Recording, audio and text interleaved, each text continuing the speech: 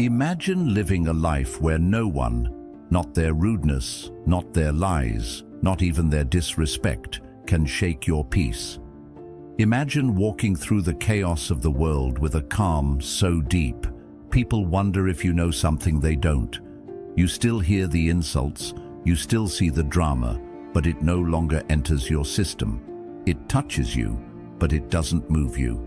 But let's be honest, how many times have you let one careless comment ruin your whole day? How many nights have you stared at the ceiling, replaying an argument, getting angry all over again, even though the moment's long gone? Most people don't live in peace. They live in reaction. They don't own their emotions. Their emotions own them.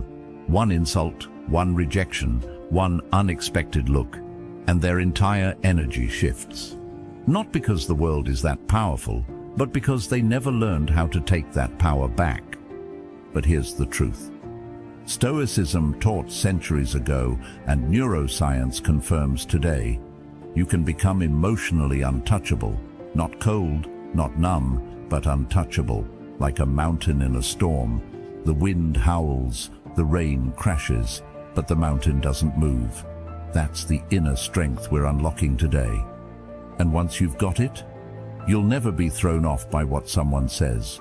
You'll never feel small because of someone else's mood. You'll never again be angry or bothered by anyone or anything. We're not just talking about staying calm. We're talking about complete emotional sovereignty, real Stoic power, the kind Marcus Aurelius wrote about, not just to look wise, but to survive the weight of an empire without losing his soul. So, stay with me. What we're about to dive into will reshape how you see people, how you handle triggers, and most importantly, how you master you. And hey, if you appreciate what we're doing here, the clarity, the calm, the tools to live unshaken, there's just one small favor I'll ask. Hit the subscribe button. It's free, it helps more than you know, and it's the kind of support that keeps this content flowing. It's not them. It was never them.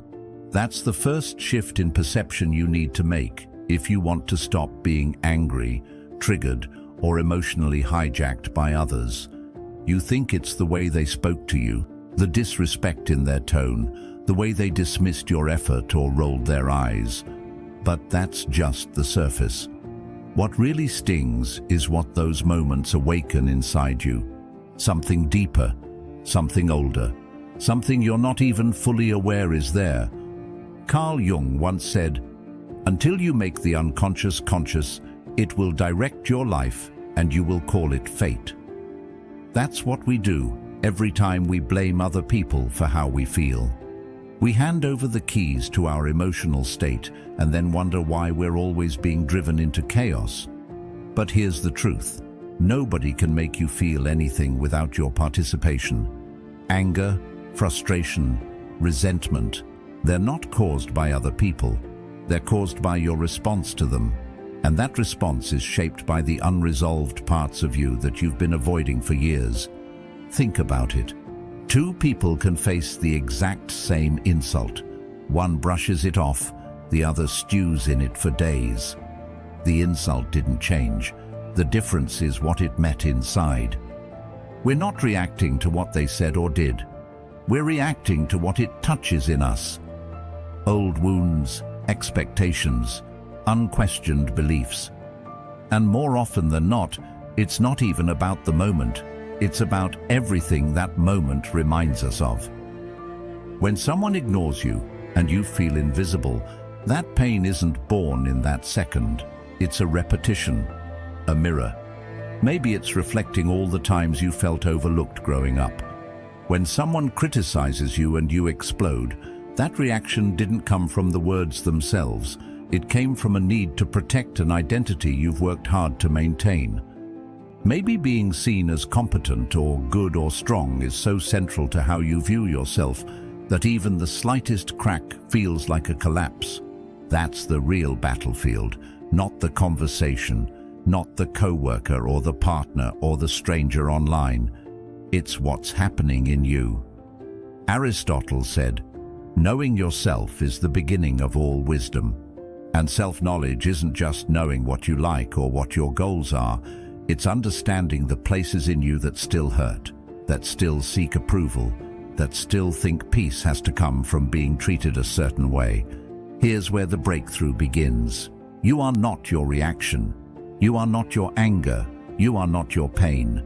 You are the one watching those things. You are the awareness underneath it all. The more you connect to that awareness, the less you need the outside world to behave perfectly in order for you to feel okay. That doesn't mean you have to tolerate disrespect. It means your peace is no longer dependent on the presence or absence of it. That's a whole different level of freedom. Because most people aren't really living, they're just reacting. One text ruins their whole morning. One comment online derails their whole mindset. One bad look from someone else, and they spiral into self-doubt. That's not living. That's surviving on emotional autopilot. But you can step off that ride, and it starts when you stop making them the villain in your story. The moment you stop saying, "They made me feel this way," and start saying, "Something in me responded to that," everything changes. You take back your power. You begin to ask better questions, not, "Why are they like this?" but, "Why does this bother me so much?" Not, "Why are they so disrespectful?" but, "What am I holding on to that makes me so reactive to this?" That question, "What am I holding on to?" is where you'll find most of your answers. Plato once said, "The first and best victory is to conquer self." And conquering the self isn't about suppressing your emotions. It's about understanding where they come from and deciding if they still serve you. It's about noticing when your pride wants to fight back, when your ego wants to be right, and choosing not to be led by that. This isn't passivity, it's power. It's the power to choose your response, to feel the rise of emotion and not let it run your next move. That kind of control isn't something you're born with. It's something you train, like a muscle, like discipline, like presence. The people who trigger you the most, they're your greatest teachers, not because they're wise or kind or helpful, but because they show you exactly where you're still attached, where you're still raw, where you've built an identity that depends on others treating you a certain way to feel valid. And when you use those moments as mirrors, not battlefields, you grow. That's the difference between reacting and evolving. Socrates once said, "Let him who would move the world first move himself." And that movement doesn't start with changing your environment. It starts with watching yourself more clearly, becoming aware of the stories you tell when something doesn't go your way, the assumptions you make, the roles you play, the truths you hold on to without question. When you believe someone should treat you better and they don't, that gap between expectation and reality becomes suffering. But when you accept that people will act based on who they are, not who you are, you stop tying your emotions to their behavior. You become unshakable, because your peace is no longer reactive, it's rooted. You don't get offended as easily. You don't chase apologies. You don't need everyone to get you or agree with you or like you. You know who you are. And that knowing becomes your anchor, even when the storm hits, even when someone disrespects you, even when life feels unfair. Because you've stopped trying to control things that were never yours to control. You've stopped outsourcing your peace to people who are just as lost and reactive as you once were. You've stopped depending on the world to reflect back your worth. That's what Stoicism has always been about. Epictetus taught that we should concern ourselves only with what's within our control, our thoughts, our actions, our beliefs. Everything else, what people say, what they do, how they treat us, is external. If you anchor your calm to the external, you'll never be steady. But if you learn to rest it in the internal, nothing can move you.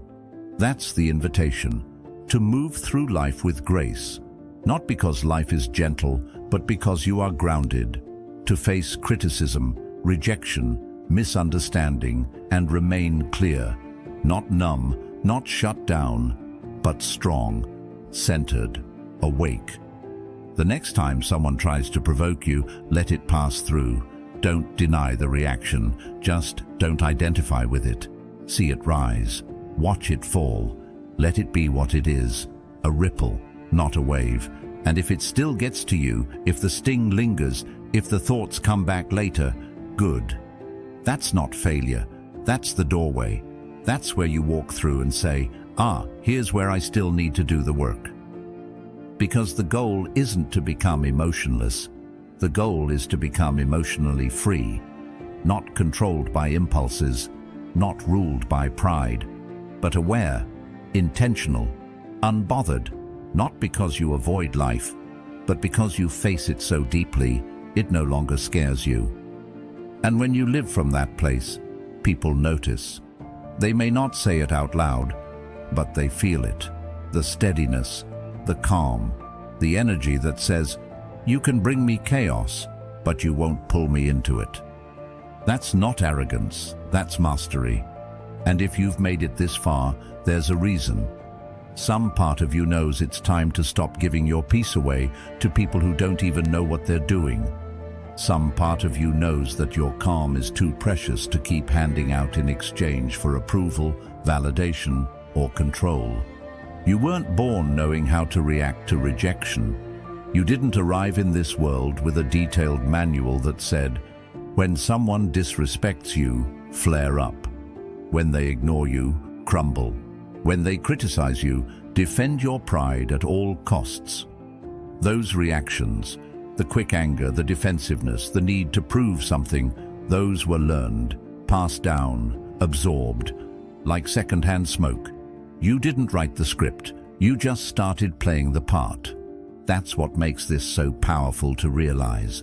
Most of what you think is you, your temperament, your triggers, the way you react under pressure, isn't actually you. It's conditioning. It's habit. It's a script that started writing itself long before you were aware it was even happening.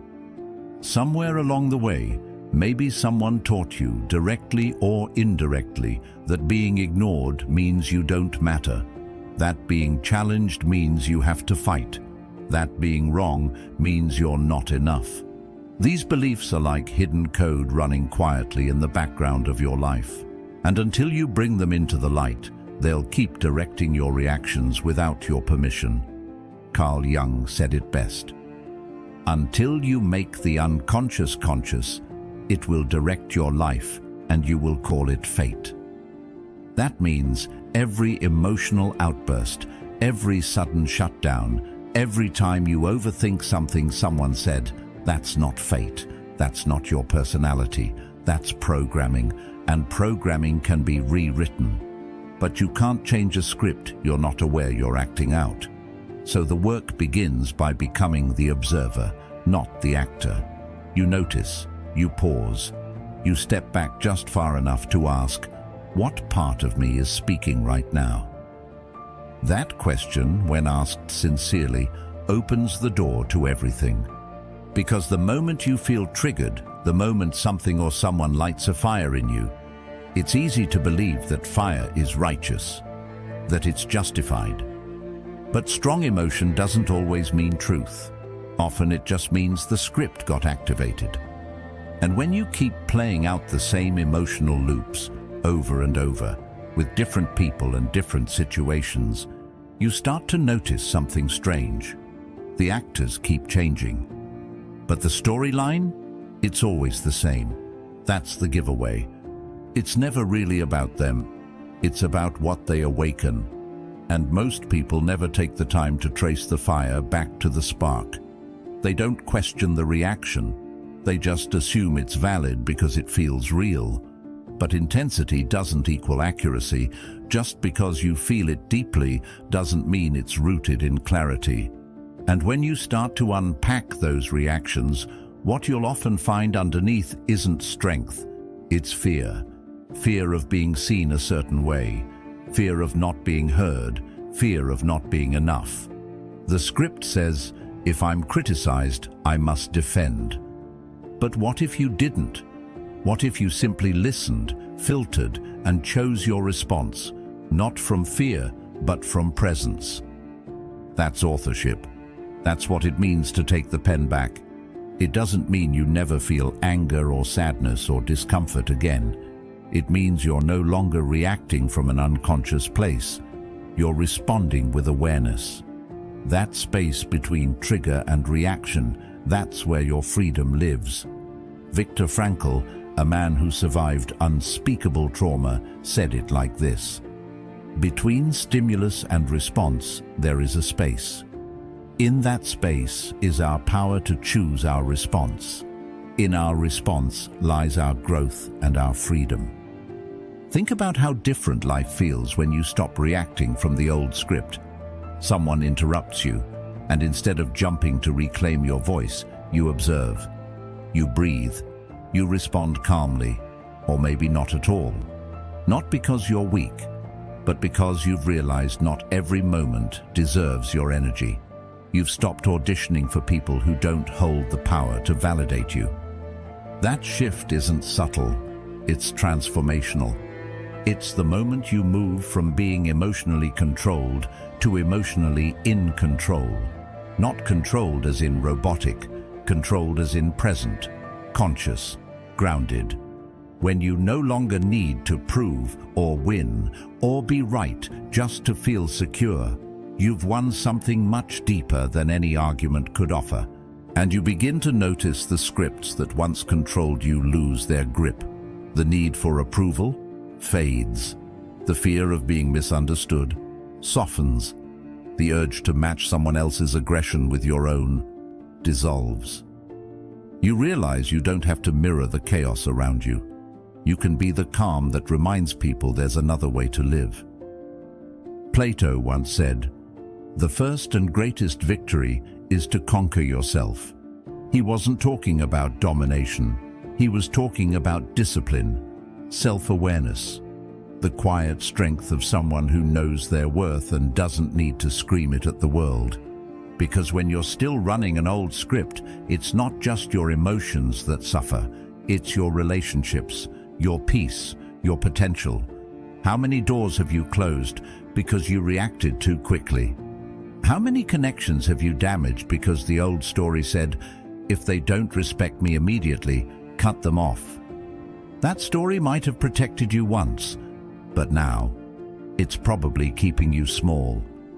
Taking authorship of your reactions means you're no longer a puppet of past pain. You start recognizing the patterns. You feel the heat rising, and instead of acting on it, you sit with it.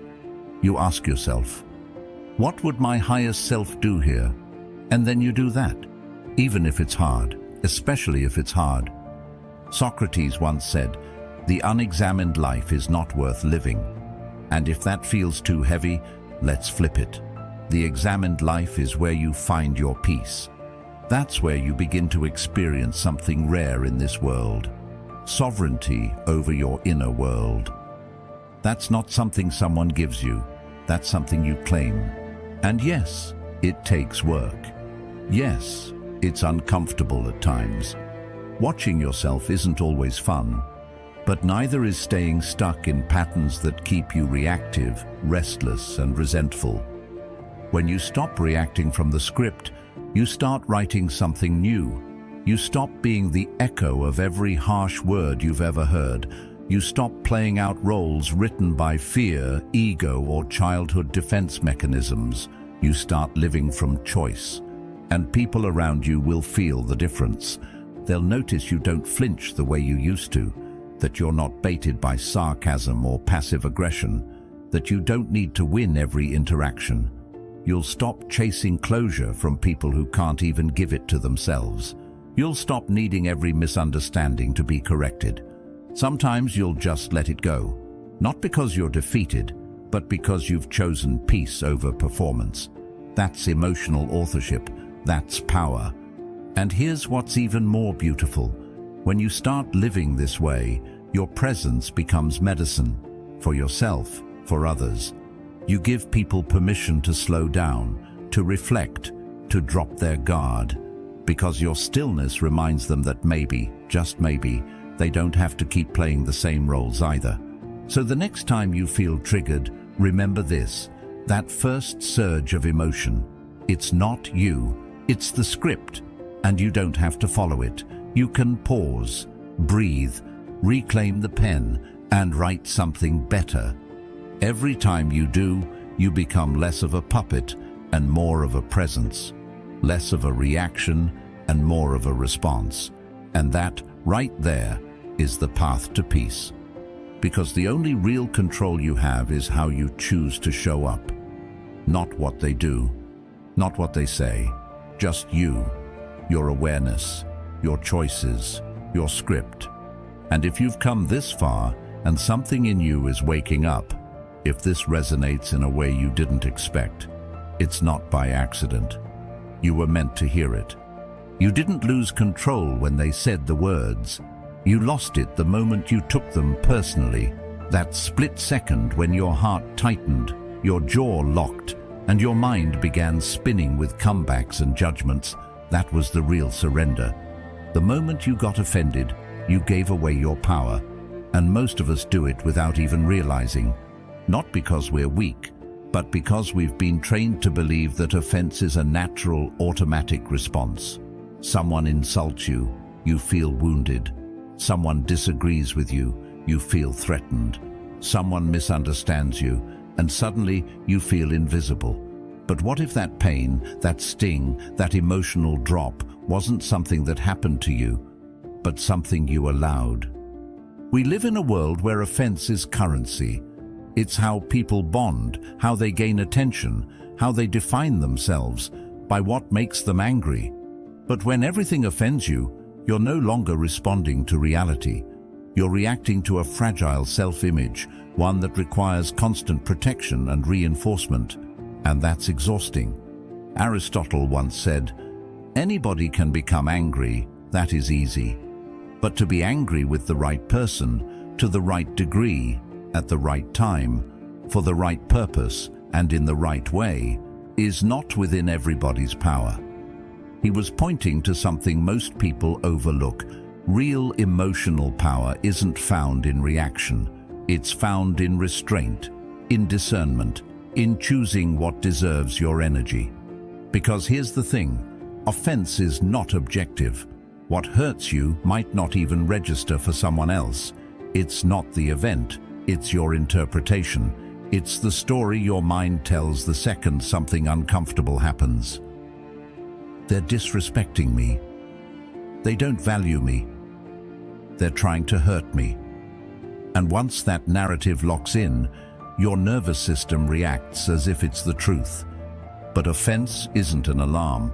It's a mirror. It reflects what parts of your identity are still fragile, still unhealed. That's where your real work lives. Not in silencing the world around you, but in strengthening the world within you. Because when your sense of worth depends on everyone treating you perfectly, you're always at risk. One sharp word, one misstep, and your peace disappears.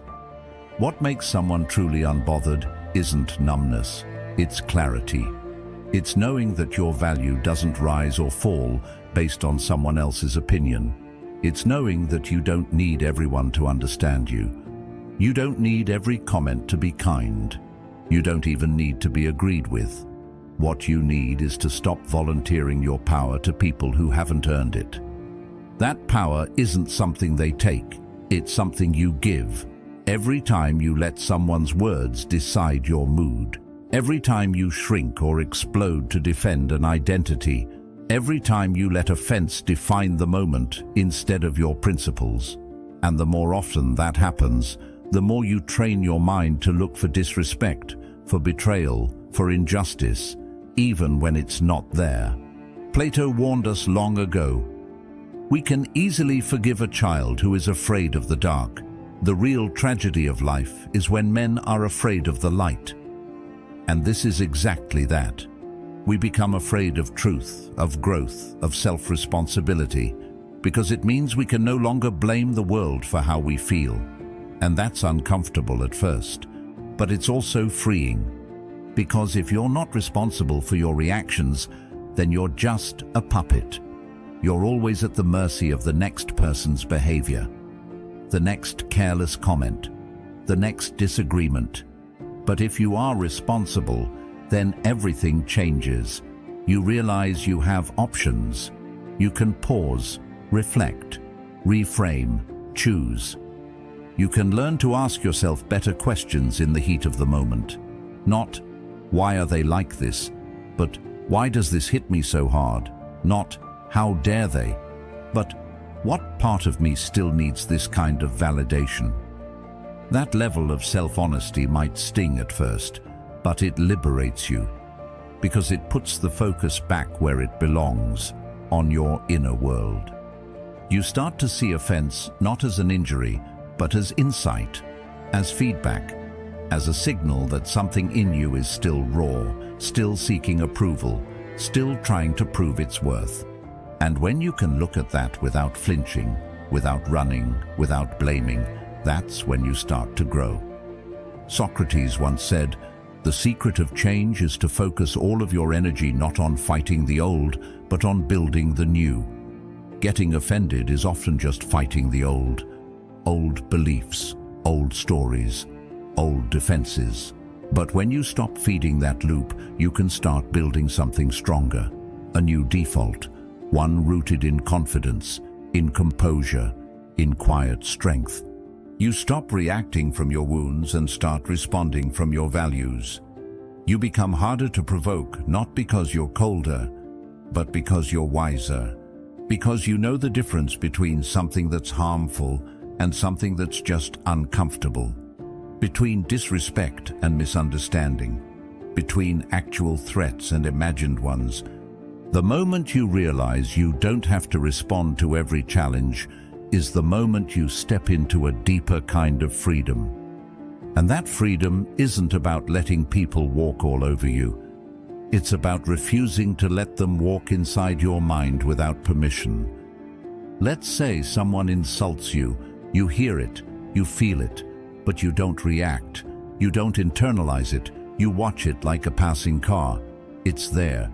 You see it, but it doesn't hit you. That's not detachment. That's self-respect. You respect yourself enough not to let a few careless words rewrite your self-image. And when you operate from that place, your energy changes. You stop needing to prove yourself in every interaction. You stop getting sucked into pointless arguments. You stop throwing away your peace like it's cheap. And people feel it. They may not say it, but they sense the difference.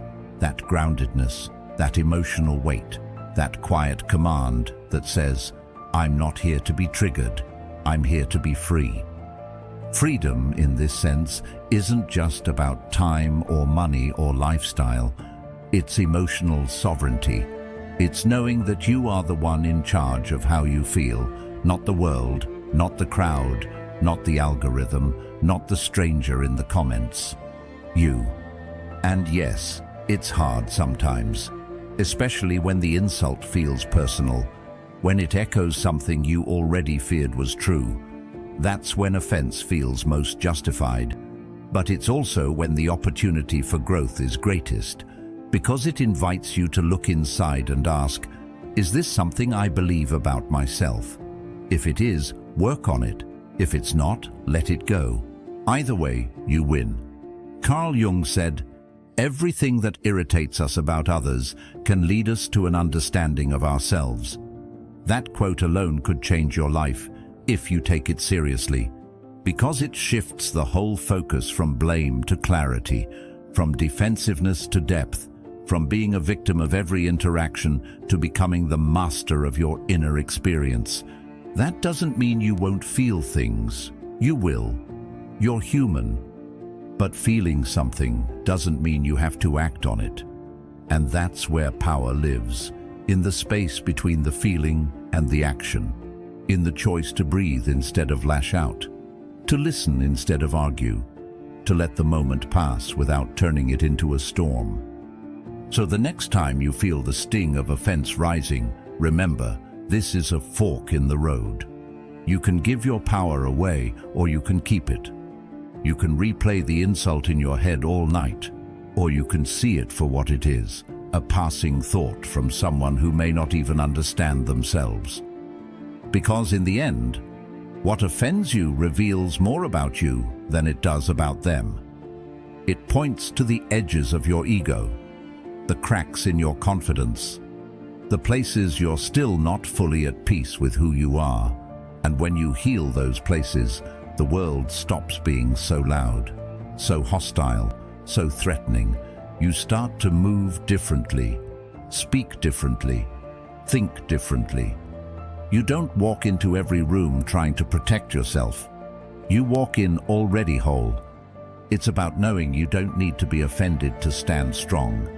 And when you finally stop giving it away, that power becomes yours again, fully, quietly, permanently.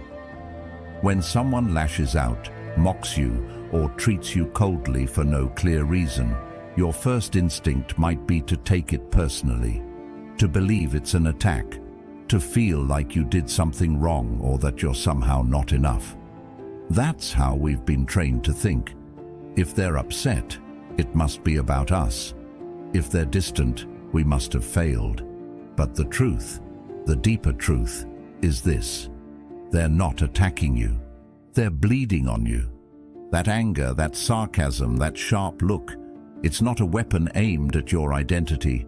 It's a symptom of something unhealed in them. Pain has a way of leaking out. Sometimes it erupts, sometimes it festers silently, but it always shows up somewhere, and often it lands on the people closest by.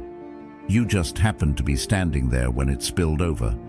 Carl Jung once said, "Knowing your own darkness is the best method for dealing with the darkness of other people."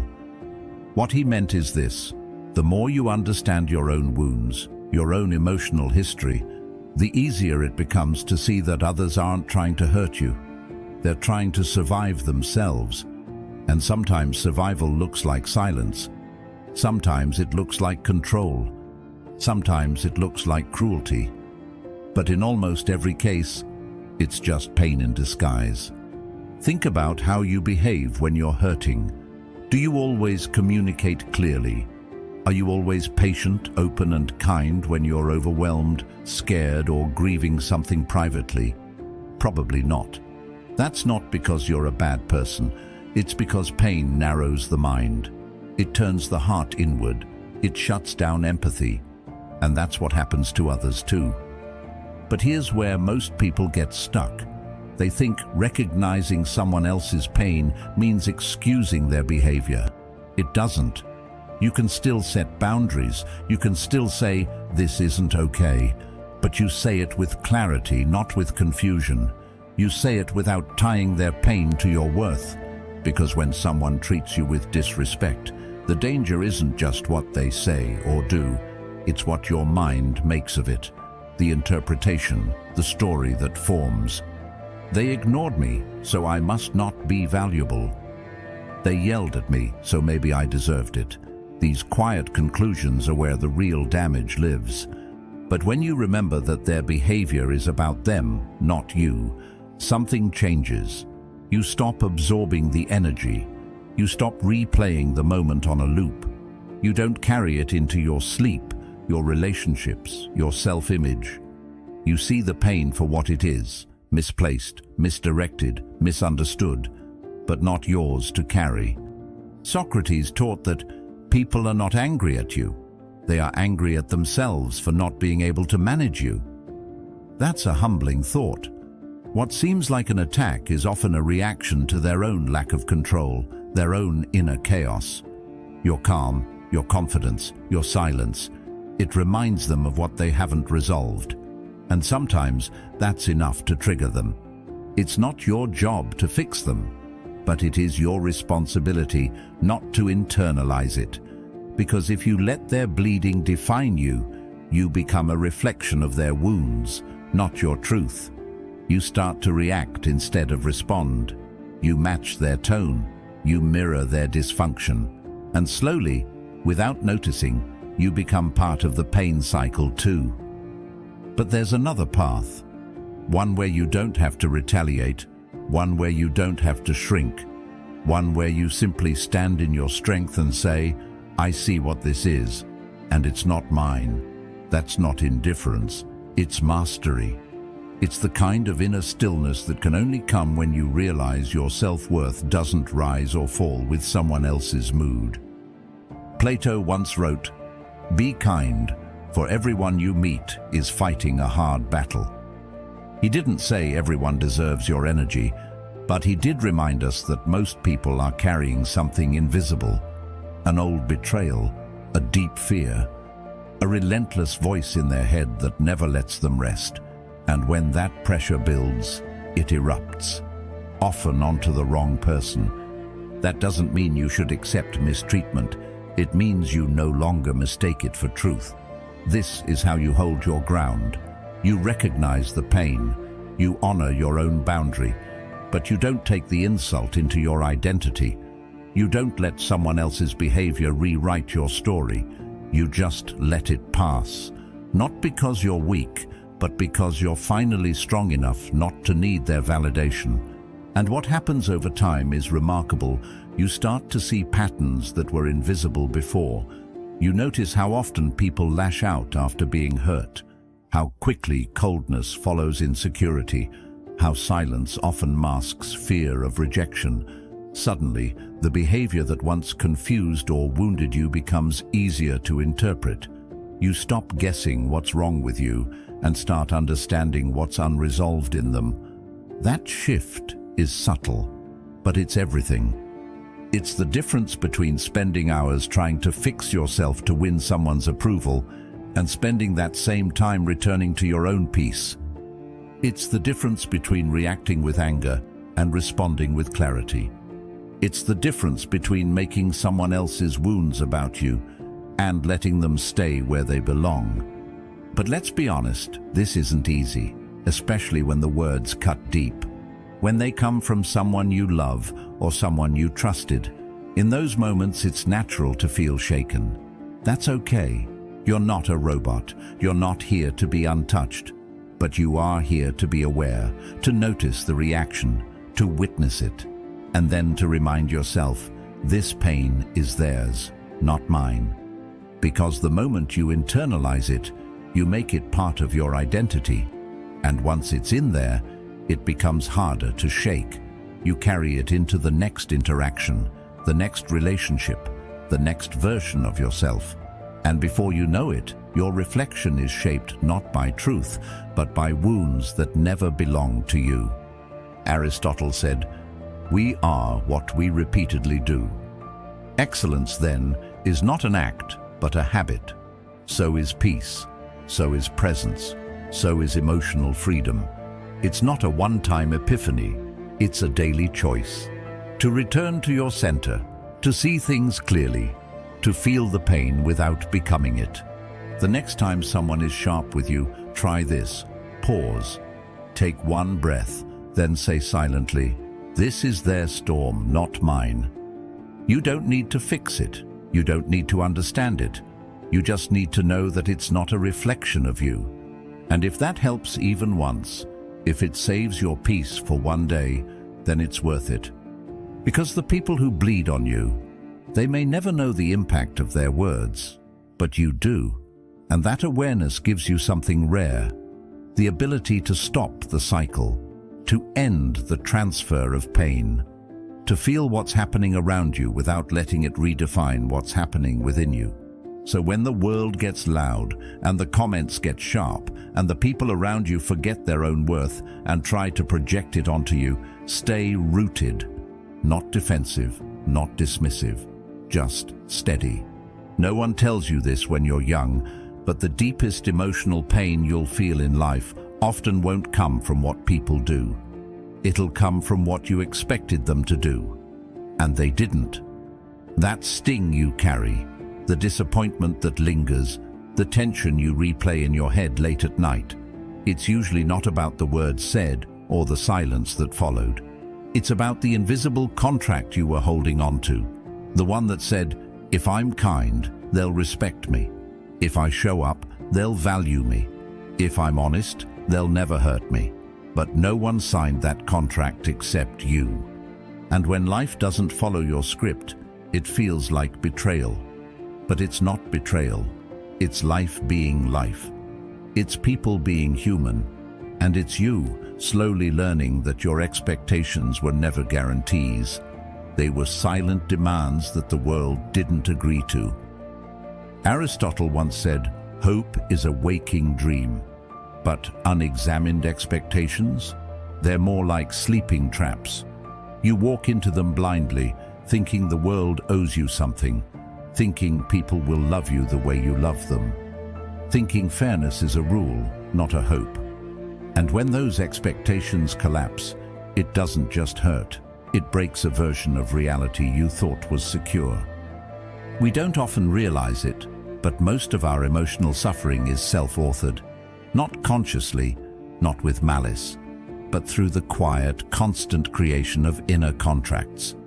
With our friends, our partners, our family, even with strangers. We walk through life believing, if I do this, I should get that. But life doesn't work like a vending machine. You don't insert kindness and always get appreciation. You don't give your best and automatically receive fairness. People don't play by rules they never knew they were part of. And that's where the pain comes from. When someone forgets to acknowledge your effort, it cuts.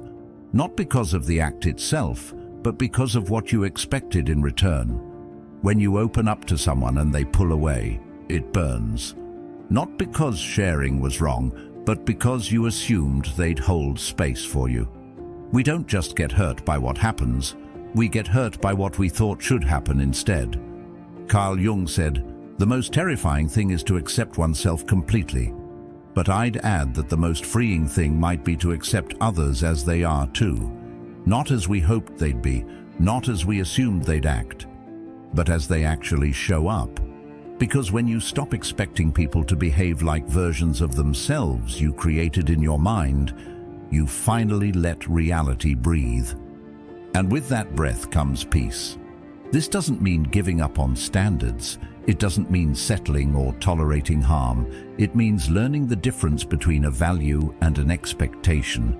A value is how you choose to live. An expectation is how you believe others should live in response. One gives you power. The other slowly drains it. Plato once said, "Wise men speak because they have something to say, fools because they have to say something." In a similar way, wise people give because it's who they are, not because they're trying to force an outcome. When you remove the hidden strings from your actions, you start doing things from love, not leverage. That's rare, and that's powerful. Think of how often you've felt let down by someone who didn't even know they were on a stage, reading from a script you wrote in your head. You thought, they should know better, they should have said something, they should have shown up. But maybe they weren't trying to hurt you. Maybe they were just being themselves, imperfect, unaware, or operating from their own unspoken scripts. And maybe the real pain wasn't from what they did, but from what you expected them to do and never questioned until it was too late. Socrates reminded us, the only true wisdom is in knowing you know nothing. That includes knowing how someone should respond or what someone should feel. The truth is, we barely understand ourselves fully. So expecting others to meet us exactly where we think they should, at the exact emotional level we hoped for, that's setting yourself up to suffer. What if you started giving without needing something in return? What if you loved people for who they are, not who you hope they'll become? What if you let kindness be your baseline, not your bargaining chip? That's not weakness, that's emotional freedom. Because the moment you let go of the emotional contracts, those silent agreements where you believed your effort should guarantee you something, you start seeing people and situations more clearly. You respond based on values, not resentments. You stop punishing people for failing to fulfill roles they never auditioned for. It's not easy at first. The ego loves to keep score. I did this. Why didn't they do that? But the soul doesn't play that game. The soul gives. The soul forgives. The soul moves on, not to avoid pain, but because it knows clinging to invisible contracts only leads to bitterness. And that bitterness, it's like drinking poison and waiting for someone else to feel it. Let it go. Write a new kind of contract, one that only involves you. One that says, I will speak honestly. I will show up fully. I will act with integrity. Not because I expect a return, but because that's who I've chosen to be. That's where real strength begins. That's where you stop being controlled by disappointment. Because disappointment doesn't come from others. It comes from your story about them. Carl Jung also said, everything that irritates us about others can lead us to an understanding of ourselves. And what irritates us most? When people don't act how we imagined. When reality doesn't match the emotional contract we were secretly holding. But instead of using that as fuel for frustration, use it as fuel for growth. Ask, what was I expecting? Why did I expect that? Was that fair? Sometimes it's not about lowering your expectations.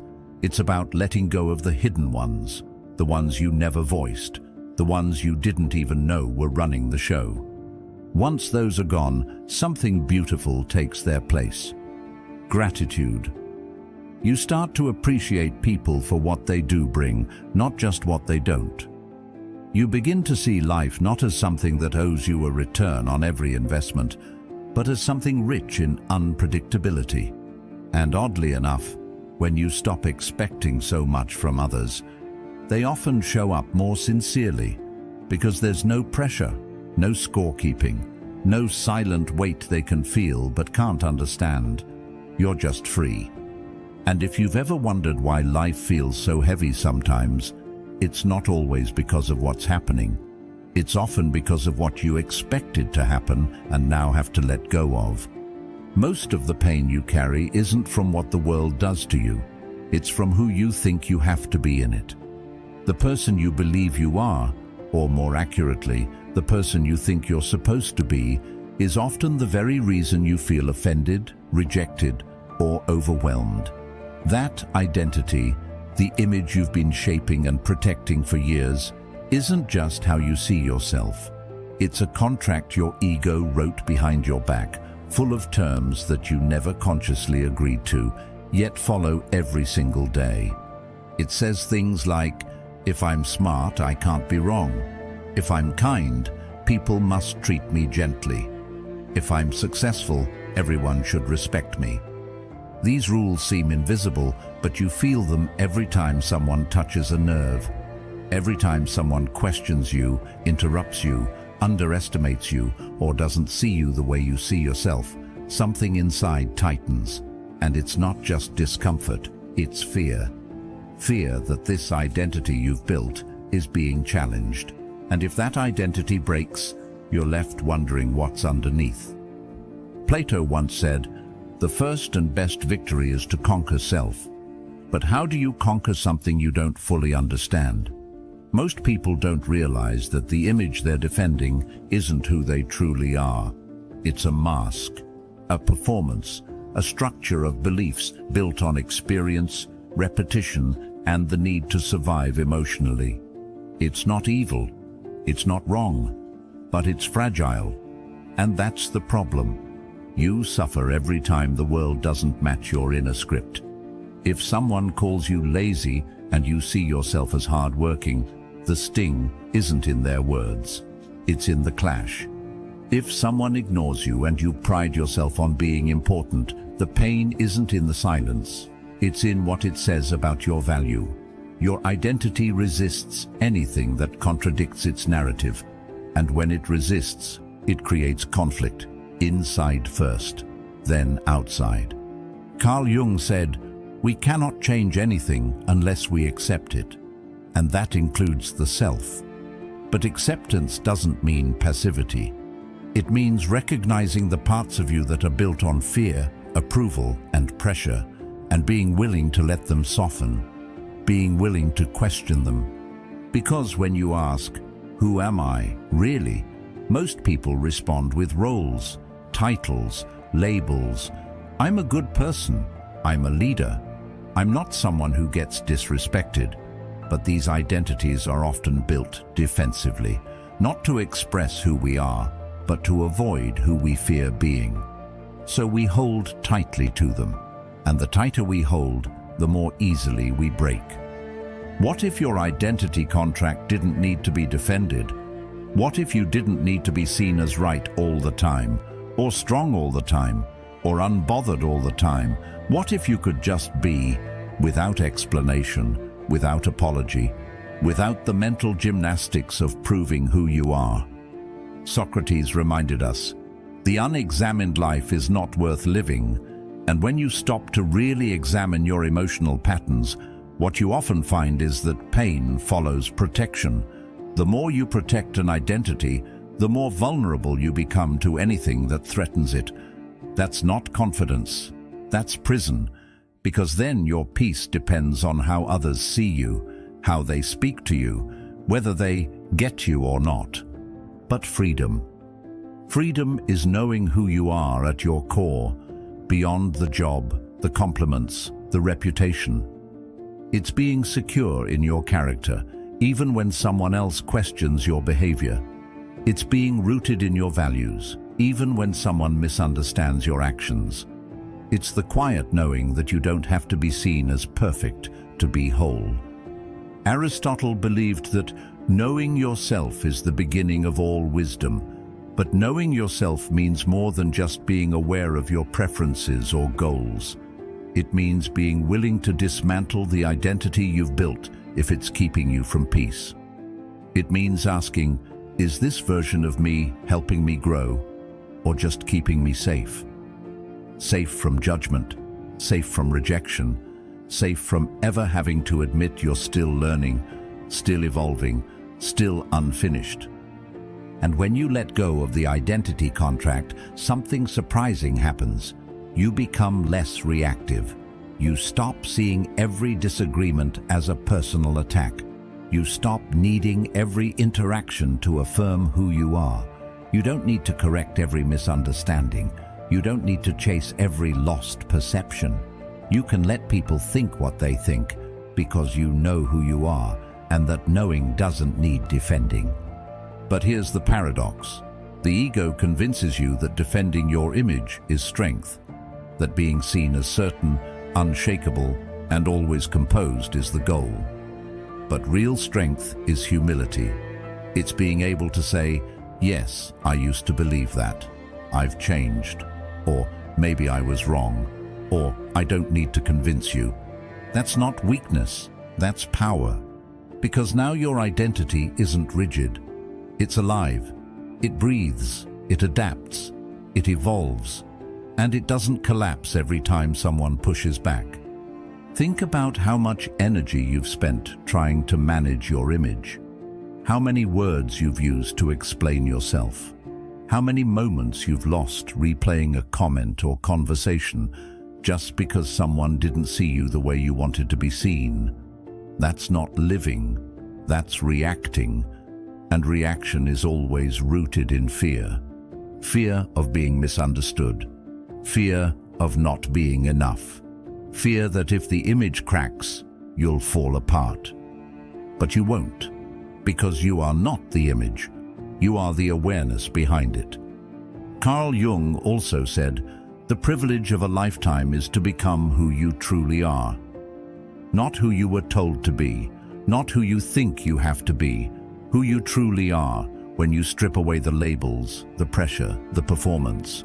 That version of you doesn't need applause, it doesn't need defense, it just exists, steady, present, and real. And when you start living from that place, you become untouchable in a different way. Not because nothing affects you, but because nothing defines you without your permission. You're no longer chained to reactions, you respond, from clarity, from wholeness, from depth. That's why the person you think you are, the one you've been holding on to, is often the root of your suffering. Because as long as your peace depends on protecting that version, you'll never feel safe. You'll always be chasing approval, dodging criticism, trying to stay inside the lines of an identity that may have served you once, but now just limits you. So tear up the contract. You don't need to be the smartest in the room, or the most respected, or the most agreeable. You just need to be honest with yourself about what you're still clinging to, about the parts of you that still feel like they need to earn love, respect, or belonging. And once you can admit that, you're already free, because now you're not driven by image, you're guided by truth. Your truth. The one that doesn't require performance or perfection, just presence. At some point you learn to wear a mask, not the kind you see in costume shops, but the invisible kind. The smile when you're hurt, the silence when you want to scream, the confidence that hides uncertainty. It didn't happen all at once. Maybe you started shrinking your truth in a relationship to keep the peace. Maybe you held back your pain to avoid being seen as dramatic. Or maybe you overachieved, over-explained, overcompensated just to feel like you were finally enough. The mask isn't evil. It was born from survival, from moments when you felt it was safer to perform than to be seen. It helped you navigate a world that isn't always kind to authenticity. But as time went on, the mask stopped being a tool and started becoming your identity. You forgot where it ended and you began. And now you're exhausted, not because you're weak, but because living out of alignment is one of the heaviest things a person can carry. Every interaction becomes a calculation, every conversation a performance. Every room you walk into feels like a stage where you have to measure your words, tone down your opinions, or play the part others expect of you. Carl Jung said, "The privilege of a lifetime is to become who you truly are." But before you can become that person, you have to let go of who you're pretending to be. The version of yourself built to impress, to protect, to please. That version might have gotten you approval, but it never brought you peace. It might have kept you liked, but it didn't make you feel loved, not really, because you always knew deep down they weren't loving you, just the mask. And that's where the suffering begins. Because pretending is a kind of betrayal, a soft one, a subtle one, but a betrayal nonetheless. Every time you silence your truth to be accepted, a piece of your soul pays the price. Every time you laugh at something that hurts you, downplay your needs, or act unaffected when you're actually falling apart, the gap between who you are and who you present widens. Socrates once said, "To know thyself is the beginning of wisdom." But knowing yourself requires looking at the parts you've hidden, not just from others, but from yourself. It means asking the hard questions. Who am I when no one is watching?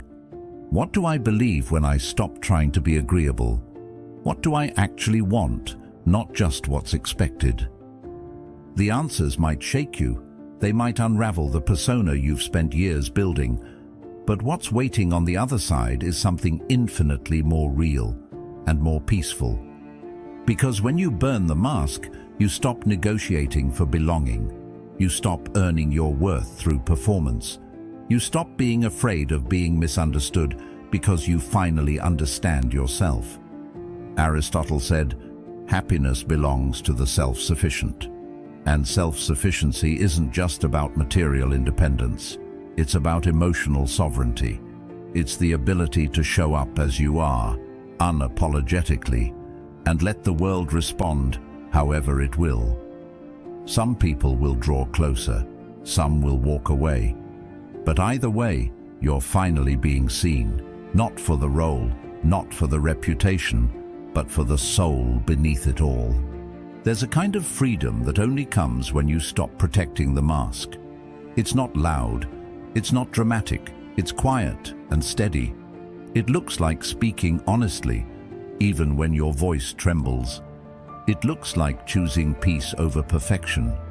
It looks like no longer needing to prove your value in every room you walk into. And no, it doesn't mean you abandon growth. It means you grow from truth, not pressure. It means you develop, not to become worthy, but because you already are. You're not chasing wholeness anymore. You're coming back to it. People will feel the difference. When you live without a mask, your presence becomes magnetic. Not because you're trying to be impressive, but because you're real. Because people can sense when someone is grounded in their truth. There's a quiet strength in it, a peace that doesn't need to be explained. The world may not always reward it, but your soul will. Carl Jung also reminded us the most terrifying thing is to accept oneself completely. But if you can do that, if you can look at your fears, flaws, and desires without turning away, you'll stop needing the mask. Because now you're not hiding from others. You're no longer hiding from yourself. Most people walk through life hoping it'll be smooth, calm, predictable. They say things like, "I just want peace," or "I can't handle another problem right now," as if life is supposed to wait until they feel ready. But life doesn't ask for your permission. Chaos doesn't knock before it enters. The question is never if it'll arrive. It's how you'll handle it when it does. That's the difference between being reactive and being ready. Emotional resilience isn't built in peaceful moments. It's built before the storm, in silence, through something the Stoics called premeditatio malorum, the premeditation of evils. The idea was simple but powerful.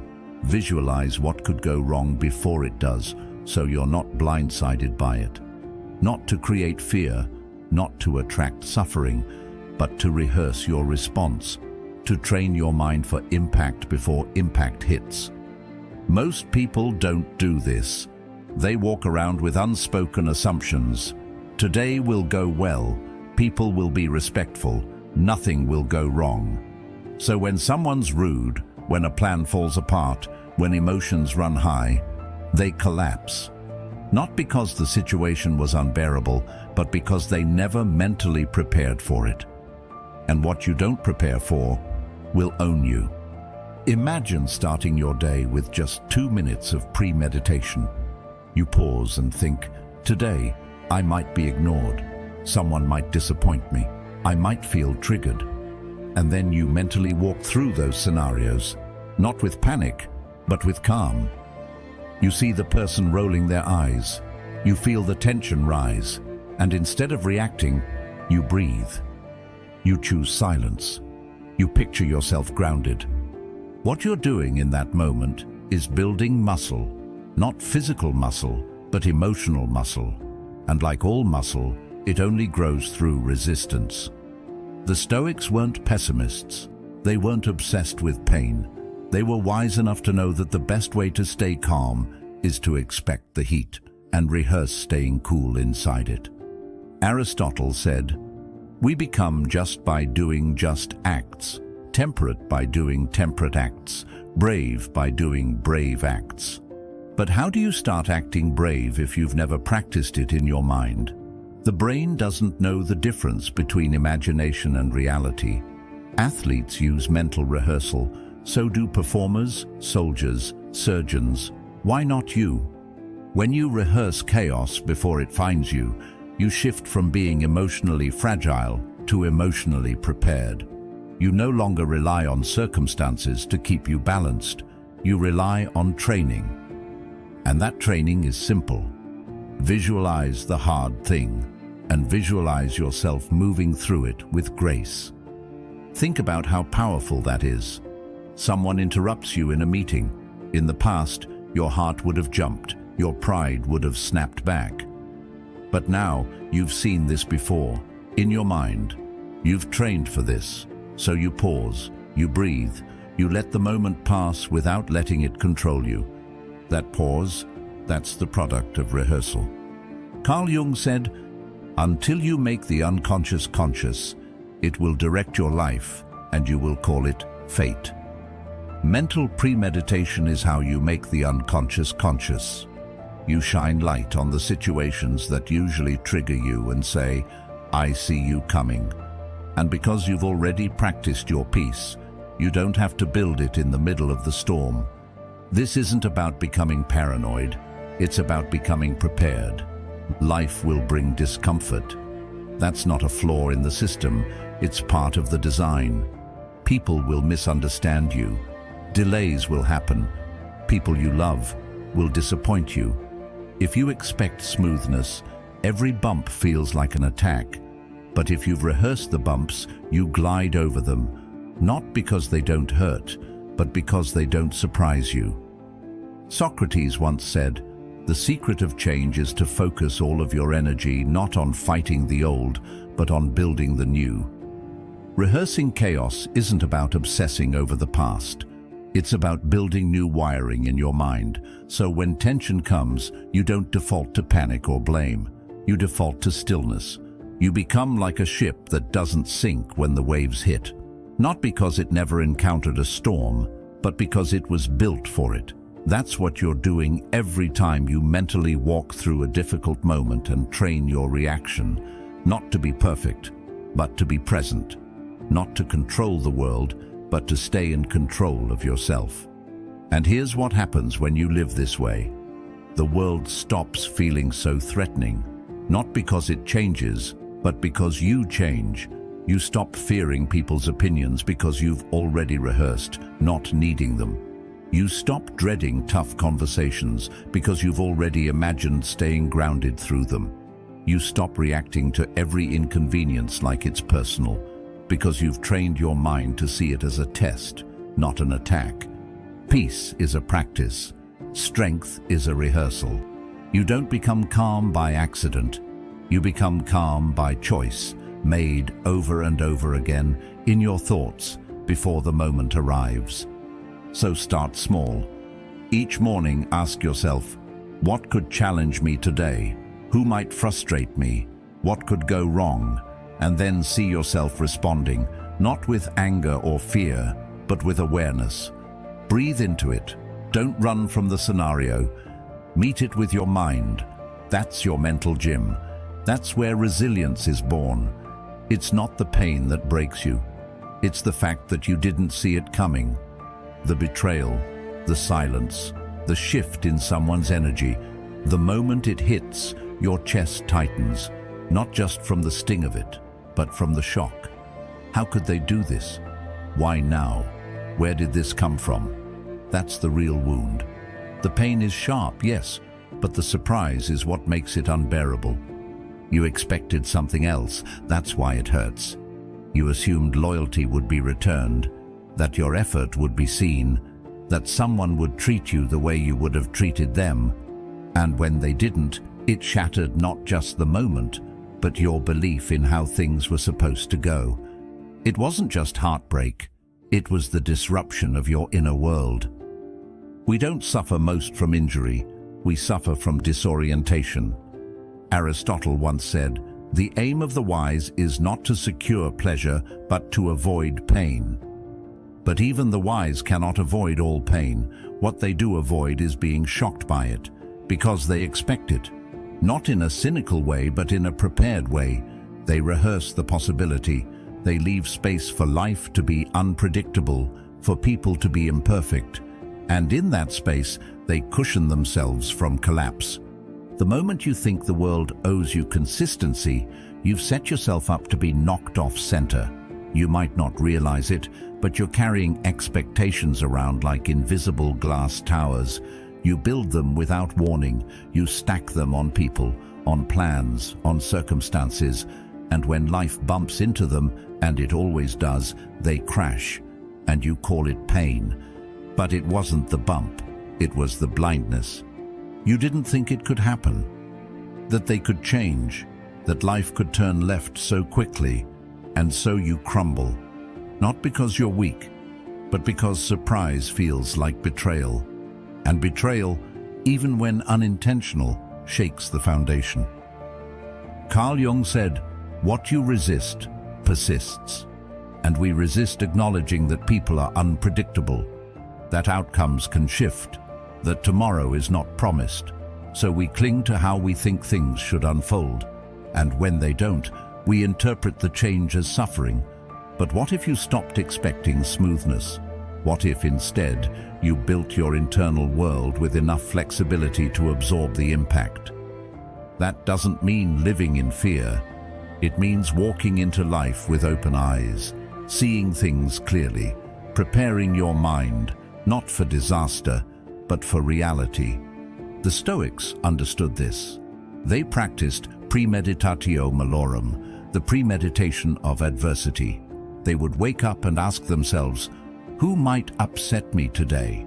What hardship could I face? Not because they were pessimists, but because they knew that pain is inevitable. But being shocked by it is optional. It's the difference between being hit and being hit off guard. You've felt this before.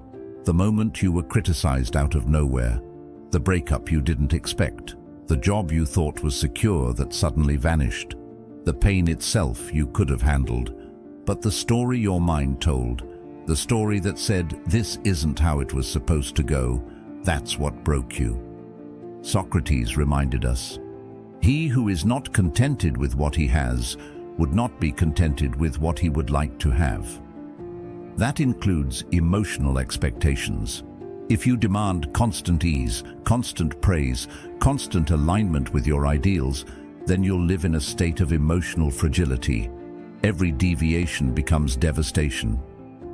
But when you begin to expect that pain is part of the journey, not the enemy, but the teacher, you start to move differently. You stop reacting like a victim and start responding like a student. You stop asking, why me? And start asking, what now? The surprise fades, the shock softens, and what remains is clarity. That clarity says, yes, it hurts. But no, I'm not broken. It says, I didn't see this coming, but I was ready anyway.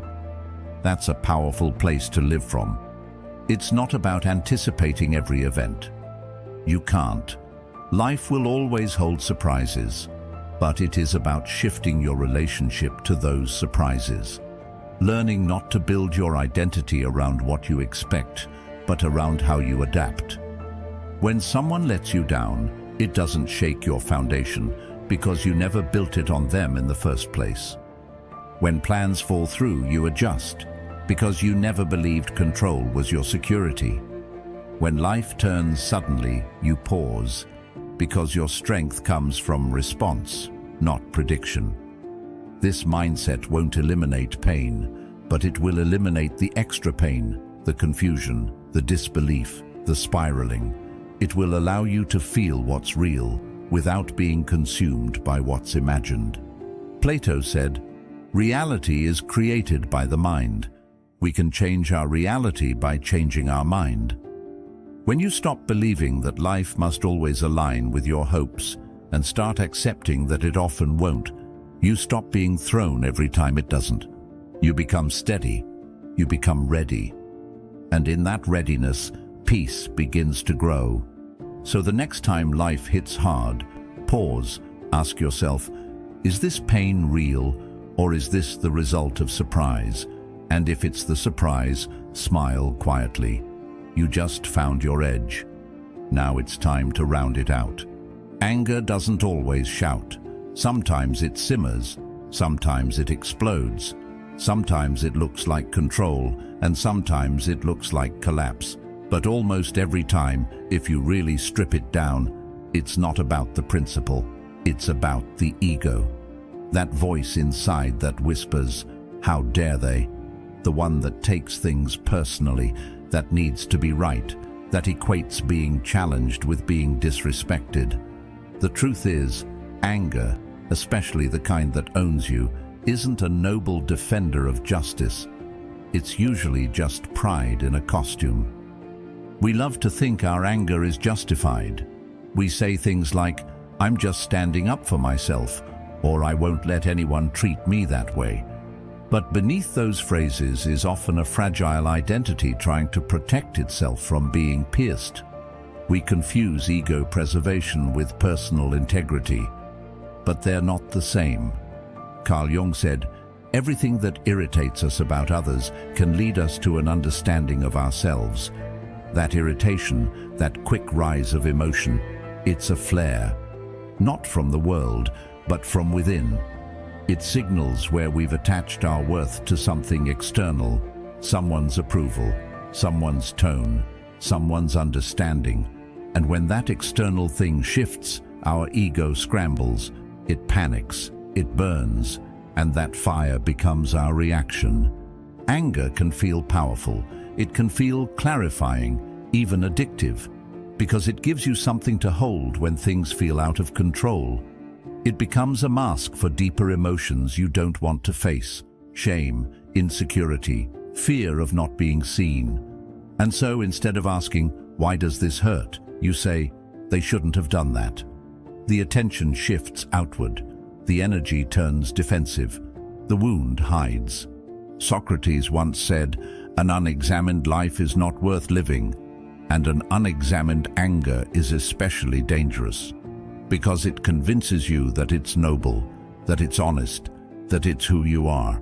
But anger, left unexamined, becomes a tool of the ego. It doesn't ask for truth. It demands dominance. It doesn't seek peace. It seeks validation. We've all felt it, that moment when someone interrupts you and your body tightens, when you're criticized and your pride jumps in to defend, when you're misunderstood and you feel the urge to correct, to shout, to prove. But those reactions don't come from clarity. They come from identity, from the unconscious belief that I must be seen a certain way or I am not enough. Aristotle said, "Anybody can become angry, that is easy. But to be angry with the right person, to the right degree, at the right time, for the right purpose, and in the right way, that is not easy." That kind of anger is rare, because most people don't pause to check the source. They just let it spill, onto loved ones, onto strangers, onto themselves, and then they live in the aftermath: apologies, guilt, distance, regret. But what if you did pause? What if, in that heated moment, instead of speaking from fire, you asked yourself, "What part of me feels threatened right now?" That question softens the edges. It brings light to the ego's grip, and once you see it, you're not held hostage by it anymore. The ego thrives in silence, in your silence. It grows when you don't examine your reactions, when you confuse volume with truth, when you let pride speak louder than presence. But when you bring awareness into the heat, the ego shrinks, not instantly, but steadily. This isn't about becoming emotionless, it's about becoming conscious, so that your anger doesn't destroy what you're trying to protect, so that you stop fighting for your identity and start living from your essence. There's a difference. One is reactive, defensive, exhausting. The other is calm, grounded, free. Plato said, "Wise men speak because they have something to say, fools because they have to say something." When anger rules you, you have to say something. You feel compelled to defend, to prove, to explain. But when you're grounded in truth, you can speak only when it serves peace. You can stay silent not out of weakness, but out of power. And here's the paradox. The less you act from ego, the more people feel your strength. You stop chasing validation and start radiating stability. You stop needing to win arguments and start owning your energy. People feel safer around you, not because you're passive, but because you're not explosive, because your calm is real. So when anger comes, and it will, don't fight it, don't shame it. Just slow it down, peel it back. Ask yourself, what am I protecting right now? What belief about myself feels at risk? And then breathe. Because that breath, that space, that's where you take your power back. You won't always get it right. You'll snap sometimes. That's okay. Growth isn't perfect. But every time you choose reflection over reaction, you rewrite the script. You become less controlled by pride, more anchored in truth. Most people think power is loud, that it looks like dominance, quick words, sharp comebacks, that if you don't speak up immediately, you've lost the moment. But real power, deep, grounded, unshakable power, often looks like stillness. Not because you have nothing to say, but because you're strong enough to wait, because you've realized that silence isn't weakness, it's wisdom. In the space between reaction and response, there's a door. Most people rush right past it. Something gets said, emotions rise, and the mouth opens before the mind catches up. But when you pause, when you say nothing and feel everything, you enter that door. That's where awareness lives. That's where you stop being driven by emotion and start observing it. Carl Jung once said, "Until you make the unconscious conscious, it will direct your life, and you will call it fate." The sacred pause is how you begin making the unconscious conscious. It's how you step outside the automatic programming, the defensiveness, the insecurity, the ego, and ask, what's really going on in me right now? That one breath, that one beat of silence, tells you more than 1,000 words ever could. It shows you where your wounds are, where your triggers live, where your values begin and your pride ends. It reveals whether you're about to speak from clarity or from fear, whether what you're about to say is helpful or just habitual. We live in a culture that idolizes speed, quick replies, instant opinions, but wisdom doesn't rush, truth doesn't shout, and the people who've mastered themselves the most aren't the ones with the best arguments. They're the ones who can hold silence without needing to fill it. Aristotle said, "Knowing yourself is the beginning of all wisdom." But self-knowledge doesn't arrive in the middle of an emotional storm. It comes in the stillness, in the pause, in the choice not to lash out just because something stung. When you feel everything, without reacting to all of it, you gain access to something most people never touch: discernment. You learn the difference between pain and truth, between urgency and importance, between what needs to be said now and what's better left unspoken. Sometimes, the most powerful thing you can do is not defend yourself, not because you're surrendering, but because you no longer need every moment to prove something. You're not building your identity on reactions anymore. You've outgrown that. You'd rather be at peace than be right. You'd rather be aligned than be loud. Socrates reminded us, the greatest way to live with honor in this world is to be what we pretend to be. And most of us pretend to be strong. But strength isn't in dominance. It's in discipline, in the ability to hold your energy, to observe the chaos without becoming it, to stay grounded even when your emotions beg you to speak. This doesn't mean you suppress how you feel. It means you feel more, not less. You feel deeper. Because when you don't rush to react, you finally hear the full message your emotions are trying to send. You realize that the anger is protecting something vulnerable, that the sadness isn't weakness, it's longing, that the anxiety is pointing to where you still seek control, and you can sit with all of it without judgment. This is emotional sovereignty, the ability to respond from awareness rather than react from conditioning. And the beautiful part? That pause grows stronger every time you choose it. Every moment you decide to wait, to breathe, to feel without responding, you're strengthening a muscle. You're retraining your nervous system. You're becoming a calmer, more powerful version of yourself. One who can weather storms, not because they don't hurt, but because you're no longer swept away by every wave. Plato said, "Wise men speak because they have something to say, fools because they have to say something." The sacred pause gives you time to discover which one you're about to be. And if you wait long enough, if you let the emotion pass through fully, you'll notice something remarkable. What felt like urgency often fades. What felt like injustice often softens. What felt like an emergency often turns out to be just another test of your presence. Saying nothing doesn't mean you do nothing. It means you choose what comes next, rather than letting emotion choose for you. That's real freedom.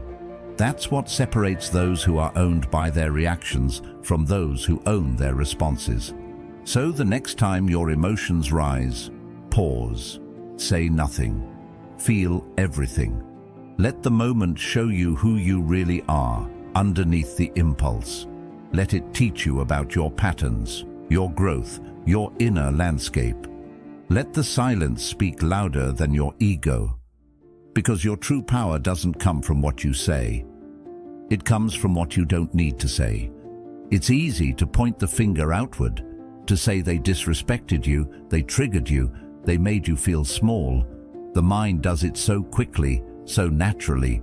Someone rolls their eyes, interrupts you, forgets to include you, and instantly the blame lands outside. But what if the discomfort you feel in those moments doesn't actually come from them? What if the mirror isn't facing outward at all? What if it's turned inward? What if the reflection you're reacting to is your own? It's not them, it's what they awakened in you.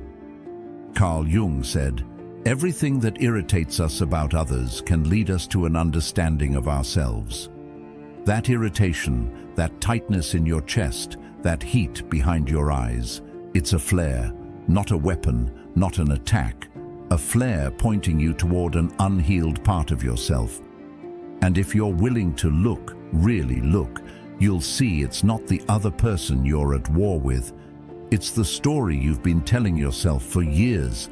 The story that says you have to be liked to be worthy, that you must always be right to be respected, that if someone doesn't choose you, there must be something wrong with you. These stories live deep, and they sit silently until someone, usually unintentionally, bumps into them. When that happens, it's not their behavior alone that hurts. It's the echo of the wound inside. That's why the same situation can make one person explode and another stay calm. It's not the moment, it's the meaning, the filter, the history underneath. Think about it. You're ignored in a conversation. One part of you brushes it off, another part spirals. Why? Because being ignored might not just feel rude, it might remind you of something older. A moment where you felt invisible as a child. A time when your voice didn't matter. The pain isn't new. It's been waiting, and the other person just held up the mirror. But most people don't pause long enough to see that. They react. They point.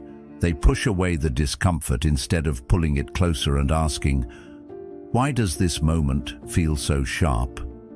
The world becomes a minefield full of potential threats, when in truth, the only thing that's being threatened is an idea you've wrapped around your identity. Aristotle said, "Knowing yourself is the beginning of all wisdom." But self-knowledge isn't always pleasant. It asks you to stop blaming and start investigating.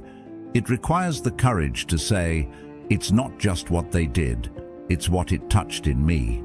That shift is hard, but it's the doorway. Because once you take responsibility for your reaction, you regain power. Not power over others, power over yourself. You stop being controlled by every glance, every tone, every offhand comment. You see the trigger, you feel the pain. But now, instead of projecting it outward, you trace it inward, and that tracing leads you somewhere real. You may find an old belief that no longer serves you, or a part of yourself you've been neglecting, or a version of you that still feels 10 years old and unworthy. And suddenly, the moment that looked like rejection becomes an invitation to heal, not just defend. Socrates once said, "The shortest and surest way to live with honor in the world is to be in reality what we would appear to be." And in reality, we are not as calm as we pretend to be, not as healed, not as unfazed. The mirror moments, the ones that provoke us, reveal where the work is still unfinished. And that's not failure, that's guidance. You don't need to be ashamed of your reactions. You just need to be curious about them, to sit with them long enough to ask, what part of me still believes this? Because once you see it, really see it, you can begin to choose differently. The next time someone disrespects you, pause. Ask, what belief about myself is being activated right now? The next time someone leaves you out, ask, why does this make me feel abandoned? You'll start to notice a pattern. You'll stop reacting to the person and start responding to the pain. And that's when healing begins. Because when you realize that the mirror is inside, you stop needing the world to fix itself for you to be okay. You stop demanding perfect behavior from imperfect people just so you can feel whole. You no longer require constant reassurance, constant agreement, constant validation. You understand that the world will keep reflecting, and your job is to keep looking. Plato said, "The greatest wealth is to live content with little." That includes needing little from others to maintain your peace. When your sense of stability comes from self-awareness, not external behavior, you become far more resilient, far more grounded, far more present. And when you live like that, people notice. Not because you tell them, but because you stop reacting like someone desperate to control the narrative. You stop fighting shadows. You stop chasing apologies. You let people be who they are, and let those moments teach you about who you are. So the next time someone shows you something uncomfortable, don't just flinch and walk away. Don't rush to defend or correct. Ask yourself, what is this showing me about me? Most people live trapped inside their own reactions. They hear a tone, see a look, feel an energy shift, and suddenly they're deep in it, defending themselves, overthinking, matching the other person's mood without even realizing it. But what if you could pull back? What if, in the middle of the moment, you didn't have to be the person experiencing it? You could simply watch them like you're not you. That shift is subtle, but it changes everything. When you detach into observer mode, you step out of the emotional swirl and into clarity. You stop seeing the situation from inside your ego and start seeing it from above, like you're floating above the conversation, witnessing it like a quiet presence. The emotion doesn't disappear, but it doesn't own you anymore. You're no longer the puppet of your nervous system. You're the one holding the strings. Carl Jung once said, "Who looks outside dreams. Who looks inside awakes." But there's another level. Who looks from above understands. Understands that not every moment deserves a reaction. That most people are acting out their own scripts, their own habits, their own fears, and it has very little to do with you. Imagine someone speaks to you with sarcasm. The old reflex is to match it or shut down. But when you're in observer mode, you see it differently. You see their posture, their face, their tone. And instead of making it about you, you wonder what they might be carrying.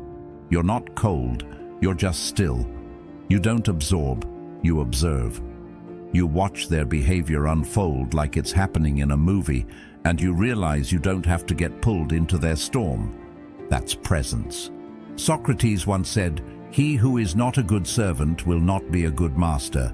And before you can master anything external, relationships, communication, energy, you have to learn to serve your own mind, to step back from it, to notice when it's trying to pull you into a narrative that doesn't serve you. Observer mode isn't avoidance, it's leadership. It's saying, I choose awareness over reactivity. The moment you watch instead of react, you regain your freedom. The tension is still there, but now you're studying it, you're learning from it, and that learning gives you options. You can say less, you can choose silence, you can move your energy instead of matching theirs. It's not about pretending to be unaffected, it's about realizing you don't have to be swept away just because someone else is drowning. Plato said, "The measure of a man is what he does with power. But the greatest power isn't what you say, it's what you withhold." The power to stay centered when someone tries to shake you. The power to let a moment breathe instead of trying to control it. The power to see the game without needing to win it. Most people don't have that power because they've never practiced stepping out of their identity. They've never watched themselves in action. They've never asked, "Who am I being right now?" But the moment you start watching, you start changing. Because you can't improve what you don't observe, and you can't observe if you're always immersed. Start small. The next time you feel yourself getting tight, triggered, or anxious, pause. Imagine you're not you. You're just watching a person named you in a scene. You're studying their tone, their thoughts, their posture. You're noticing what's rising inside of them and what they're choosing to do with it. That space you just created, that's the beginning of emotional sovereignty. And the more you practice it, the more natural it becomes. Eventually, the pause gets longer. The clarity gets sharper. You start noticing why you want to say something, where that reaction comes from. You don't judge it, you just see it. And that seeing is liberation. Aristotle said, "It is the mark of an educated mind to be able to entertain a thought without accepting it." That includes emotional thoughts. Just because you feel it doesn't mean you have to act on it. Just because something stirs in you doesn't mean it needs to be unleashed. Observer mode teaches you how to entertain the emotion without becoming it. This is how you grow without force. You stop chasing control and start cultivating presence. You stop needing everyone to act a certain way so you can feel okay. Instead, you trust your ability to remain grounded because you've trained for it, not with aggression, not with overthinking, but with awareness. And once you've lived from that place, once you've tasted the quiet power of watching instead of reacting, you won't want to go back. You'll start choosing peace, not because you're afraid of conflict, but because you know what it costs to constantly be inside it. When someone disrespects you, it's easy to meet them with sharpness. When someone snaps at you, ignores you, mocks you, it's natural to want to mirror that energy, to give them a taste of their own medicine, to strike back verbally or emotionally, because your pride flares up and demands justice. But what if I told you that the strongest counterpunch isn't anger or revenge, it's compassion? Not the soft, overly sentimental kind, not pity, true compassion. The kind that sees through the surface behavior and asks, what must they be carrying to act this way? It doesn't mean you excuse bad behavior. It doesn't mean you let people walk all over you. It means you refuse to join them in their pain. You see it clearly for what it is, and instead of reacting, you rise above it. Because once you understand that most people's cruelty isn't born from power, but from suffering, you stop seeing enemies and start seeing wounds. Carl Jung once said, "Everything that irritates us about others can lead us to an understanding of ourselves, but it can also lead us to an understanding of them." That bitterness you see in someone's tone, it probably didn't start with you. That coldness, that arrogance, it's usually a shield. Something they learned to wear a long time ago. Maybe when someone hurt them. Maybe when they decided never to be vulnerable again. And now it's hardened into their personality. You happened to be there when the wound showed up, but that doesn't mean it's about you. When you see someone lash out, ask yourself, is this strength or is this pain wearing armor? That one question shifts your entire posture. Suddenly you're not reacting, you're observing, and that observation gives you space. In that space, you find your real power, the ability to choose a response that doesn't add fuel to the fire. Plato wrote, "Be kind, for everyone you meet is fighting a hard battle." That includes the person you can't stand, the one who said the thing you can't forget, the one who acted like you didn't matter. They're not exempt. Their pain might look different, their defenses might be sharper, but the struggle is still there. And when you meet pain with more pain, you just multiply it. But when you meet it with clarity, with understanding, with compassion, you interrupt the pattern. You refuse to be pulled into their storm. You stay rooted, and that rattles people more than any insult ever could. Compassion isn't weakness. It takes immense strength to hold back when someone's trying to provoke you, to stay calm when your pride is screaming, to listen when your ego wants to speak, to soften when everything in you wants to harden. That's real power, because it's power over yourself, over your impulses, over the part of you that wants to defend every wound. Socrates said, "The shortest and surest way to live with honor in the world is to be in reality what we would appear to be." We want to appear calm, wise, unshaken. But are we really? Most of the time, no. We're reactive. We want to win. We want to be right. We want to hurt back. But what we really want, deep down, is to feel whole again. To feel that no one, not even the cruelest person, can take us out of ourselves. And that's exactly what compassion protects. It doesn't mean you don't feel hurt. It means you don't become that hurt. You feel it, yes. You acknowledge it. But then you breathe and you ask, what is the most powerful thing I can do here that doesn't cost me my peace? Sometimes that means saying less. Sometimes it means walking away. Sometimes it means responding gently when everything in you wants to be sharp. Not for them, but for you. Because you're not here to play small games. You're not here to let someone else's pain decide who you become in the moment. You're here to master yourself. Aristotle said, "To avoid criticism, say nothing, do nothing, be nothing." But compassion isn't avoidance, it's presence. It's the highest level of emotional skill because it lets you protect your energy without needing to prove your strength. You stop keeping score. You stop needing the last word. You stop making everything personal. You start seeing people for what they carry, not just how they act. That perspective changes everything. It turns the rude stranger into a soul having a rough day, the passive-aggressive coworker into someone starved for recognition, the person who left you behind into someone who never learned how to stay. It doesn't erase your boundaries, it doesn't remove consequences, but it does remove the poison. And when you remove the poison, your mind clears. You move on faster, you sleep deeper. You don't replay the same argument 100 times. You don't build imaginary speeches in the shower. You're free, not because they changed, but because you did. Compassion is the ultimate counterpunch because it puts you in control of your voice, of your energy, of your narrative. It reminds you that you don't have to be anyone else's reflection.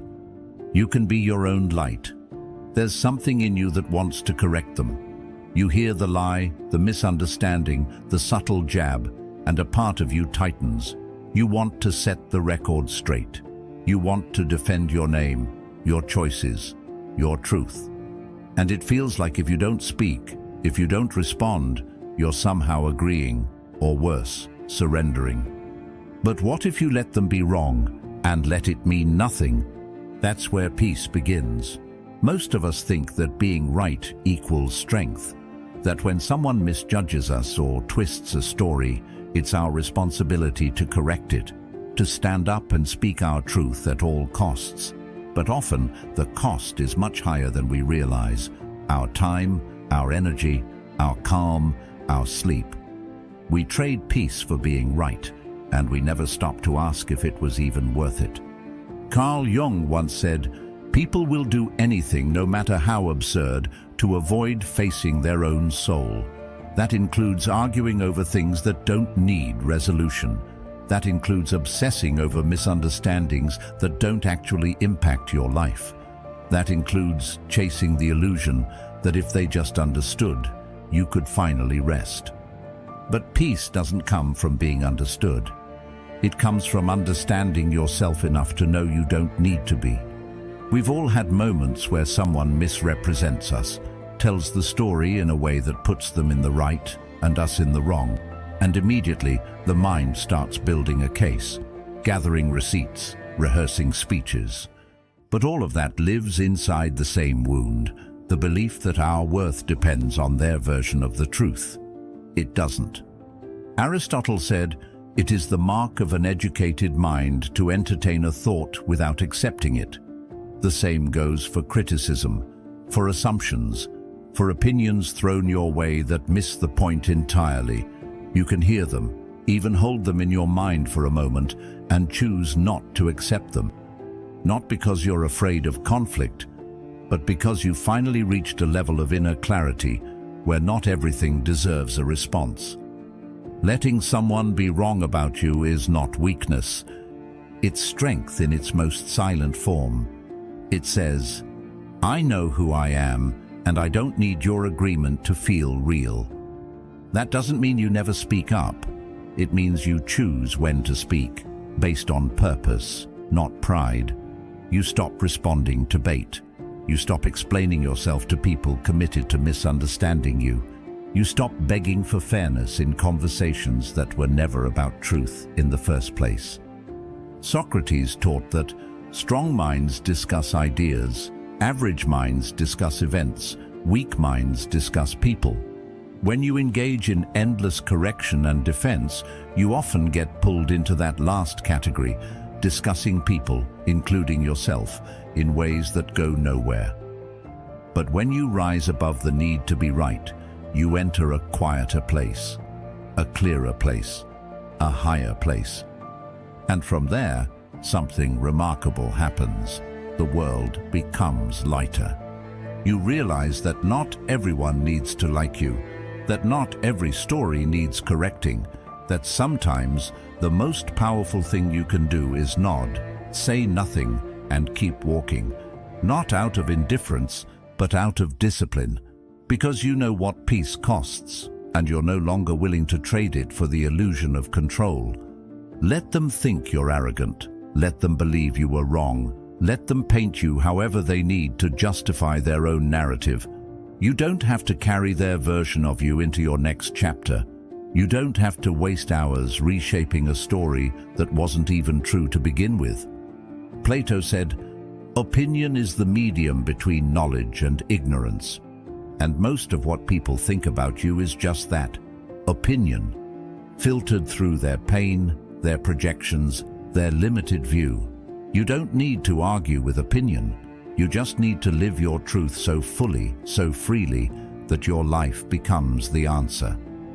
That's the most powerful kind of correction. None at all. Just peace, just presence, just showing up again and again, aligned with your values, regardless of the noise around you. Because if you need them to agree with you in order to feel stable, your peace will always be at risk. One conversation, one post, one sideways look, and you're spiraling again. But if you can let them be wrong and let it mean nothing, you walk through life unshaken, not cold, not detached, just clear. The truth doesn't need to shout. Most people treat every insult like a fastball thrown straight at their chest. They catch it instinctively, grip it tightly, examine it, and then carry it around for the rest of the day, sometimes the rest of their life. But what if you didn't have to catch it at all? What if, when the words came flying, sarcasm, judgment, passive aggression, you simply let them fall? No need to block it, no need to dodge. Just watch it pass by and hit the ground with a quiet thud. Useless, powerless, empty. That's the visualization. Someone says something cruel, sharp, designed to poke at you, and instead of reaching for it, you imagine it floating right past your energy field, untouched. It lands behind you like a dropped pebble. You keep walking. You didn't absorb it. You didn't react. You didn't let it in. You just didn't catch it. This sounds simple, but it takes practice. Because for most of us, insults don't just land on the surface, they pierce. Not because the words are sharp, but because something inside of us believes them, or fears they might be true. That's why they stick. They attach to old wounds, old doubts, and pull you into an emotional spiral. Carl Jung said, "Until you make the unconscious conscious, it will direct your life and you will call it fate."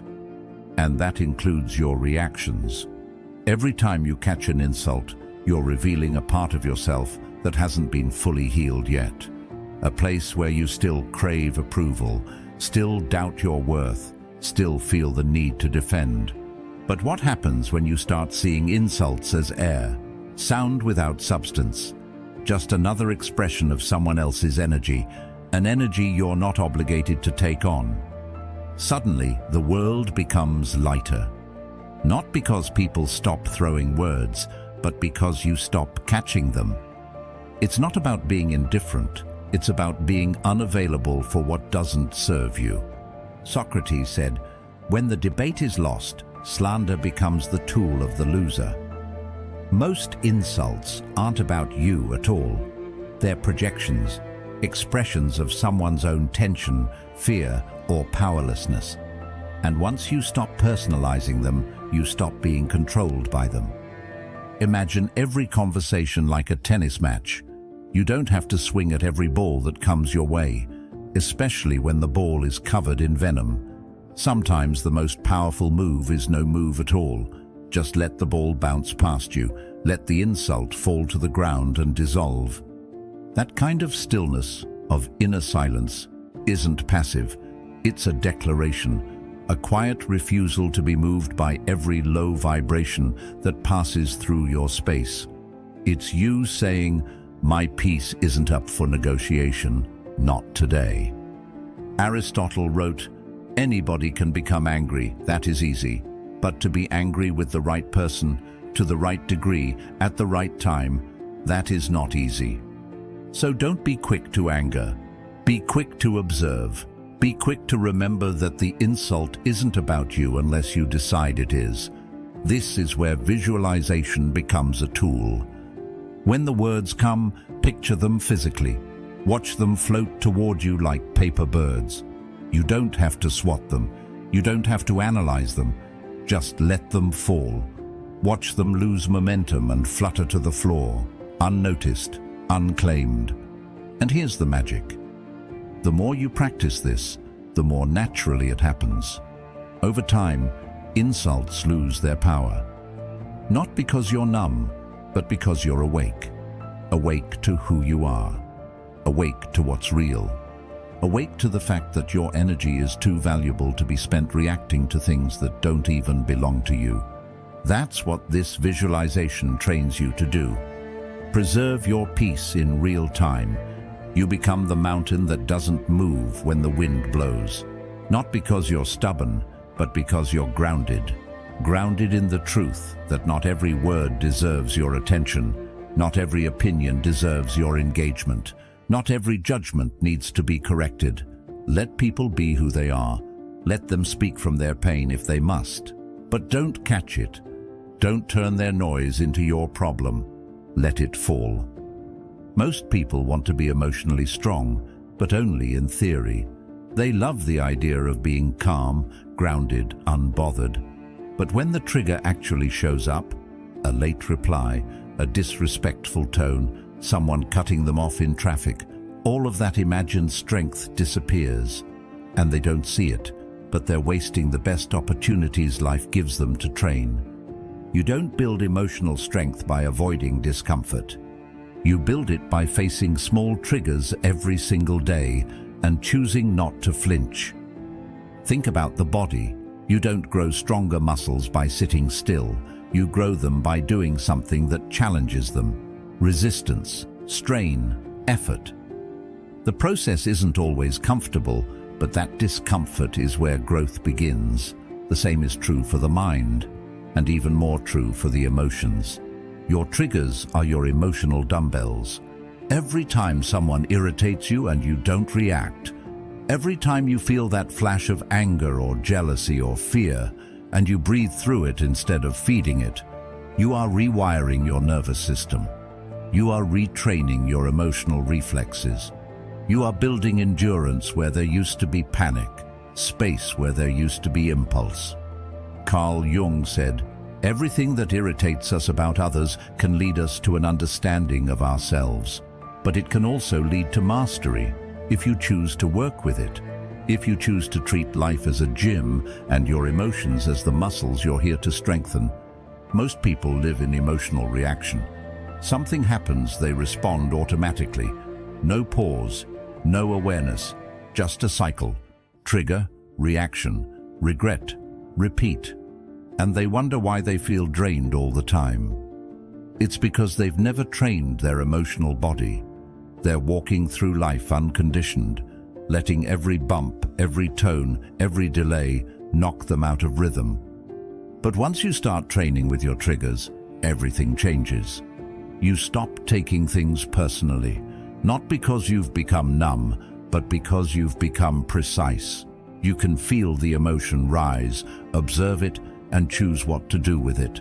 That choice, that's strength, that's self-ownership, that's freedom. Let's say someone cuts you off in traffic. That moment, heart jumps, breath tightens, is a rep. Not for your arms, but for your awareness. You can honk, curse, spiral, or you can inhale.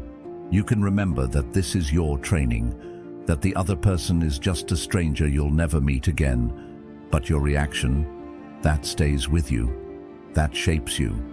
Multiply that moment by 100 tiny moments a day, and you have your emotional gym. That coworker who interrupts you. Representative, the text you expected but didn't get. Representative, the slow Wi-Fi, the spilled coffee, the passive-aggressive comment. Rep, rep, rep. And with each one you get stronger, not by force, but by choice. Not by pretending it doesn't bother you, but by staying conscious in the middle of it. Socrates said, "The secret of change is to focus all of your energy not on fighting the old, but on building the new." So don't waste time fighting every trigger. Don't obsess over the fact that you got annoyed or felt disrespected or lost your patience. Instead, ask, how can I use this? How can I let this become the rep I needed today? Emotional mastery isn't about never being triggered. It's about using your triggers as training partners, and that means you stop avoiding hard conversations. You stop ghosting situations that make you uncomfortable. You stop blaming the world for not being easier, and instead, you get better at holding your ground inside it. You start to see frustration not as a problem, but as resistance you get to lift. You start to view envy not as something to suppress, but as something to examine. What is it pointing to? What can it teach me about my own unmet desires? Even sadness becomes part of the workout. When you let yourself feel it fully, without letting it run your decisions, you're building emotional capacity, the ability to hold big energy without losing your direction. Aristotle said, "We are what we repeatedly do." Excellence, then, is not an act, but a habit. That includes emotional excellence. If you want to be calm under pressure, then you have to practice calm when things feel pressurized. If you want to be patient, then your daily annoyances are the arena. There's no magical transformation coming. There's only now. Only the choice to train again and again. This kind of training rewires your brain. Your nervous system becomes less reactive. Your breathing deepens. Your default response slows down. And you start to feel something you may not have felt in a long time. Space. Space between stimulus and response. Space to choose something higher than your past patterns. Space to decide who you're becoming moment by moment. And that space, that's your evolution. Most people spend their entire lives avoiding discomfort, dodging triggers, escaping anything that pokes at their wounds. But you're not here for avoidance. You're here to grow. And that means walking toward the tension, not with fear, but with purpose. Let your triggers teach you. Let them expose your edges. Let them show you the parts of yourself still holding on to old beliefs, old insecurities, old reactions. And then, each time you feel that familiar spark of irritation, of pride, of panic, pause. See it as a bell ringing at the start of a new set.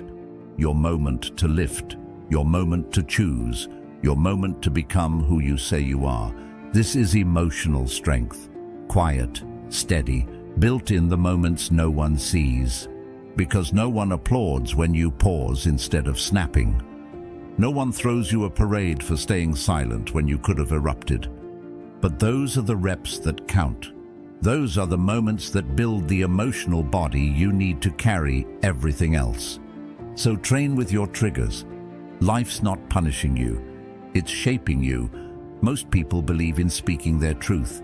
We're told not to bottle things up, not to let people walk all over us. Express how you feel, they say. Don't let it fester. And yes, there's truth in that, but not the whole truth. Because there's another kind of expression that doesn't liberate you. It leaks from you. It's not healing. It's harm disguised as honesty.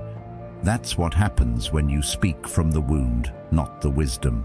From the ache, not the understanding. There's a time to speak, but there's also a time to wait.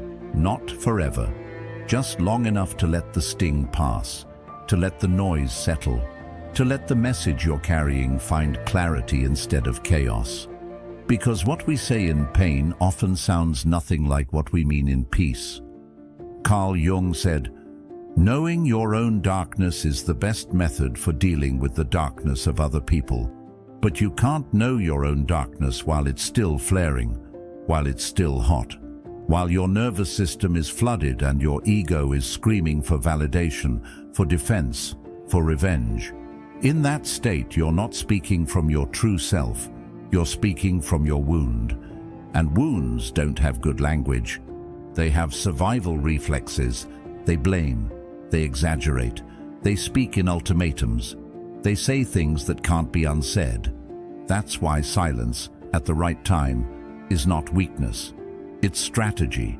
It's restraint. It's what protects you from saying something that might feel good for a second, but damage everything you've built for years. That pause, that moment where you want to say everything but choose not to, is where your real strength is tested. Because it's not hard to speak when emotions are high. It's hard to wait, to feel everything and still say nothing, to sit with the pain, not project it, to let your inner storm pass before you bring anyone else into it. Socrates once said, "The greatest way to live with honor in this world is to be what we pretend to be." And many people pretend to be strong by speaking first, by getting the last word, by unloading what they feel without considering what it might cost. But true strength looks like this. I'm in pain, and I still choose not to hurt you with it. I'm angry, but I won't let that be the only voice in the room. I'm triggered, but I won't turn that into a weapon. That kind of silence is sacred. It gives you space to find your truth, not the one distorted by emotion, but the one anchored in self-awareness, the one that holds accountability, not just accusation, the one that honors both you and the relationship you're speaking into. Because once you've healed, or at least begun to heal, your words soften. They stop sounding like explosions and start sounding like insight. You're not just trying to prove a point or punish someone anymore. You're trying to connect. You're trying to build something stronger than your pain. And ironically, once you've done that inner work, you often find that you don't need to say half of what you thought you did. The emotional charge is gone. The need to defend disappears. The urgency fades. What remains is calm, grounded clarity. And from that place, you can speak with power that doesn't wound. You can express yourself without spilling unprocessed emotion on someone who might not deserve it. Aristotle said, "Anybody can become angry. That is easy. But to be angry with the right person, to the right degree, at the right time, and in the right way, that is not easy." The same is true for all strong emotion. The words you speak in your most triggered state aren't wise, they're just loud. And loud doesn't equal true. Loud equals wounded. So how do you know if you're speaking too soon? If you still feel the urge to win, you're not ready. If you're still crafting sentences in your head designed to sting or shame, you're not ready. If you feel that familiar tightness in your throat, that quickened breath, that racing mind, you're not ready. Wait, not forever. Just until your clarity returns. Just until you can separate your truth from your pain. Just until you can speak without needing to dominate, hurt, or be right. Because when you speak after you've healed, you say fewer words, and they land deeper. You don't need to explain everything. You don't need to rehash the entire story. You just name what's real, what matters, what you've learned. And people feel the difference. They're more open, less defensive, more willing to hear you. Because you're not throwing your pain at them. You're offering understanding. And even if they don't understand, even if the words land on deaf ears, you can walk away knowing you spoke from your highest self, not your hurt self. And that alone is worth more than any temporary feeling of satisfaction that comes from getting it all out. Let the wound speak to you first. Let it tell you what still hurts.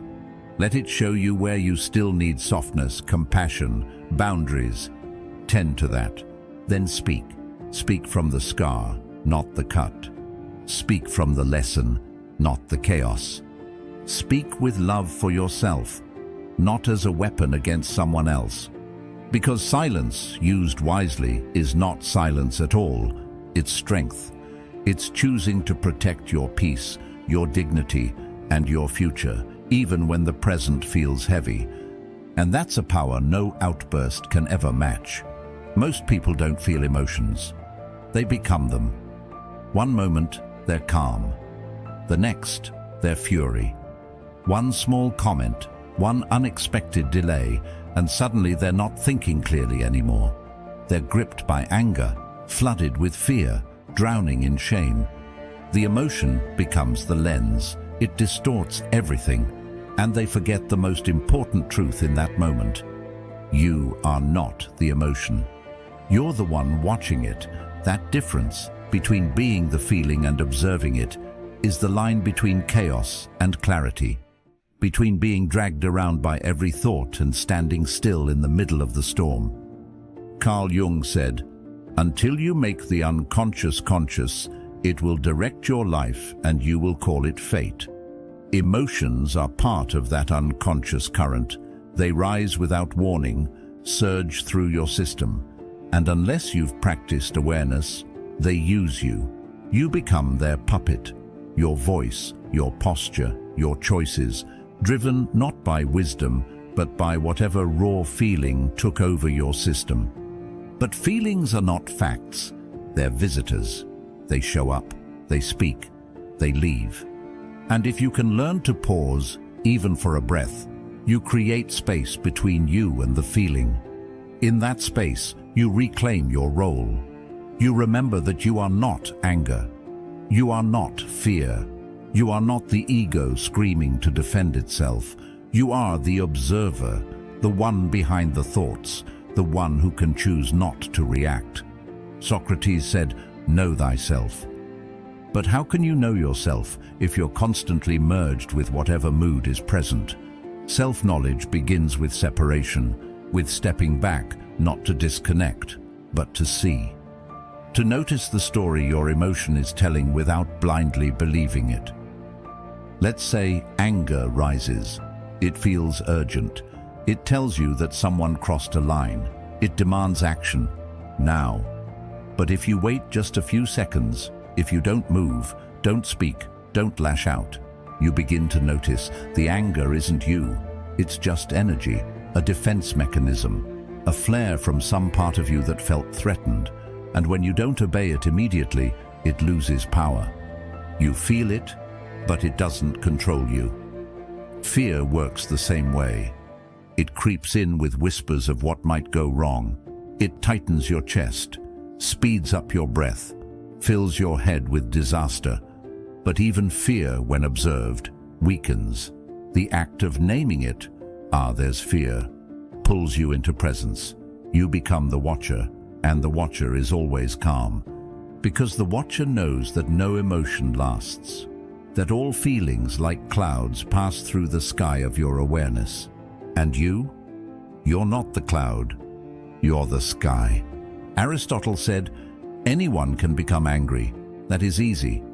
But to be angry with the right person, to the right degree, at the right time, that is not easy. What makes it possible is disidentification. That's the superpower. To be able to say, I feel anger rising, but I am not that anger. That shift gives you choice. And choice is what transforms reaction into response. You stop being pulled around like a puppet. You start guiding your behavior with intention. This doesn't mean you suppress how you feel. You don't deny the emotion. You welcome it. You feel it deeply, but you don't become it. You don't build your identity on it. You let it flow through, not root in. Think of it like a fire alarm going off. The emotion is the alarm. Loud, urgent, impossible to ignore. But you don't grab a hammer and start smashing things. You investigate. You look for the source. Is there a real fire, or just some smoke? That's how you begin treating emotions, with curiosity instead of compliance. Every time you choose to observe instead of react, you get stronger, more centered, more free. You stop walking through life as a slave to your moods. You become consistent, steady. People feel the difference in your energy. You're not so easily rattled, not so easily provoked. Not because you don't feel, but because you don't let feelings define you. Plato wrote, "The first and best victory is to conquer self." And you conquer self not by force, but by awareness. By noticing the exact moment when emotion wants to take the wheel, and calmly, quietly choosing to keep your hands on it instead. This is not easy work. It takes practice, patience, discipline. But with each moment of disidentification, you get closer to emotional sovereignty, the state where you no longer need the world to be perfect for you to be okay. Because now, your peace doesn't depend on external harmony. It depends on inner separation between you and the storm. You are not the anger. You are not the fear. You are not the ego shouting for control. You are the one watching it all unfold, with quiet power and the ability to decide what comes next. The world won't go quiet just because you found your peace. People will still cut you off mid-sentence. They'll still talk behind your back, misread your intentions, fail to apologize, choose ego over honesty. Life will still throw things you didn't plan, late nights, early calls, broken trust, sudden losses. The noise won't stop, the chaos won't dissolve, but if you've mastered what we've been building toward, you won't shake. Because the point was never to change the world. The point was to change how you move through it. Most people live in a constant state of emotional turbulence, bouncing between triggers like a pinball. They believe they need the world to be different, kinder, quieter, more predictable, for them to feel okay. So they try to manage everything outside themselves, clinging to people who agree, avoiding situations that might sting, chasing control like it's the only way to stay afloat. But what if you didn't need to control the waves? What if you just learned how to stand still inside them? Carl Jung said, "I am not what happened to me, I am what I choose to become." And in this frame, the final one, you become untouchable, not because nothing touches you, but because it no longer owns you. You don't become the noise. You don't match every mood in the room. You don't swing wildly from high to low based on someone else's words. You stay centered, quiet inside. That's the power of all the inner work, of watching, detaching, disidentifying. You begin to live not as a reactor, but as a responder. And the difference is everything. Reacting is fast, defensive, emotional. It's driven by fear or pride or unexamined pain. Responding is slow, deliberate, conscious. It comes from presence, not panic. And once you live from response, the world starts to look different. Not because it changed, but because you did. The same insult that used to burn now sounds like static. The same rejection that once collapsed, you now feels like redirection. You lose the urge to prove yourself. You no longer need to win arguments or control outcomes. You don't need the apology to find closure. You don't need everyone to understand. That's emotional freedom. Socrates said, "To find yourself, think for yourself. And to think for yourself, you first have to see yourself. Separate from the waves of emotion, the noise of ego, the storms that others live inside. Because when you know who you are, no one else can tell you who you're not." And here's the part no one tells you. When you master this, you still feel. You're not a robot. You're not numb. You still notice the betrayal, the sarcasm, the loss. You still care. But the difference is, you don't react from the wound. You respond from the wisdom that was forged through it. That quiet confidence. It shows up in how you breathe when everyone else is yelling, in how you choose silence over proving your point, in how you walk away, not out of weakness, but because you're no longer trying to convince someone of your worth. Plato wrote, "The measure of a man is what he does with power, and the greatest power isn't dominance or control. It's restraint, it's discipline, it's the ability to stay aligned when everything around you is pulling at your edges. You don't chase closure. You don't repeat stories that drain you. You don't sit in rooms where your peace has to shrink. You walk forward with less noise, more clarity. This is the final frame, where the world still roars, but your soul stays silent. Not because you're avoiding life, but because you've learned how to meet it, with awareness, with steadiness, with the kind of inner strength that can't be faked and doesn't need to be announced. You're not triggered, you're trained, you're not reactive. You're responsible for your energy, your choices, your presence. And the world notices, not because you're louder, but because you carry something rare. A stillness that no insult can shatter. A calm that doesn't rely on comfort. A clarity that came not from escaping chaos, but from walking straight through it and coming out unshaken. When the world pulls at your edges, remember, your strength is not in how loudly you react, but in how quietly you remain centered. Let them shout. Let life twist. You are not here to match the storm. You are here to master your calm. Watch the next video on your screen to keep sharpening your mind and steadying your spirit. Thank you for walking this path with us. You are a part of Stoic Journal, where every step inward leads you forward. And when you're ready, come back. We'll be right here, building the silence that holds real power.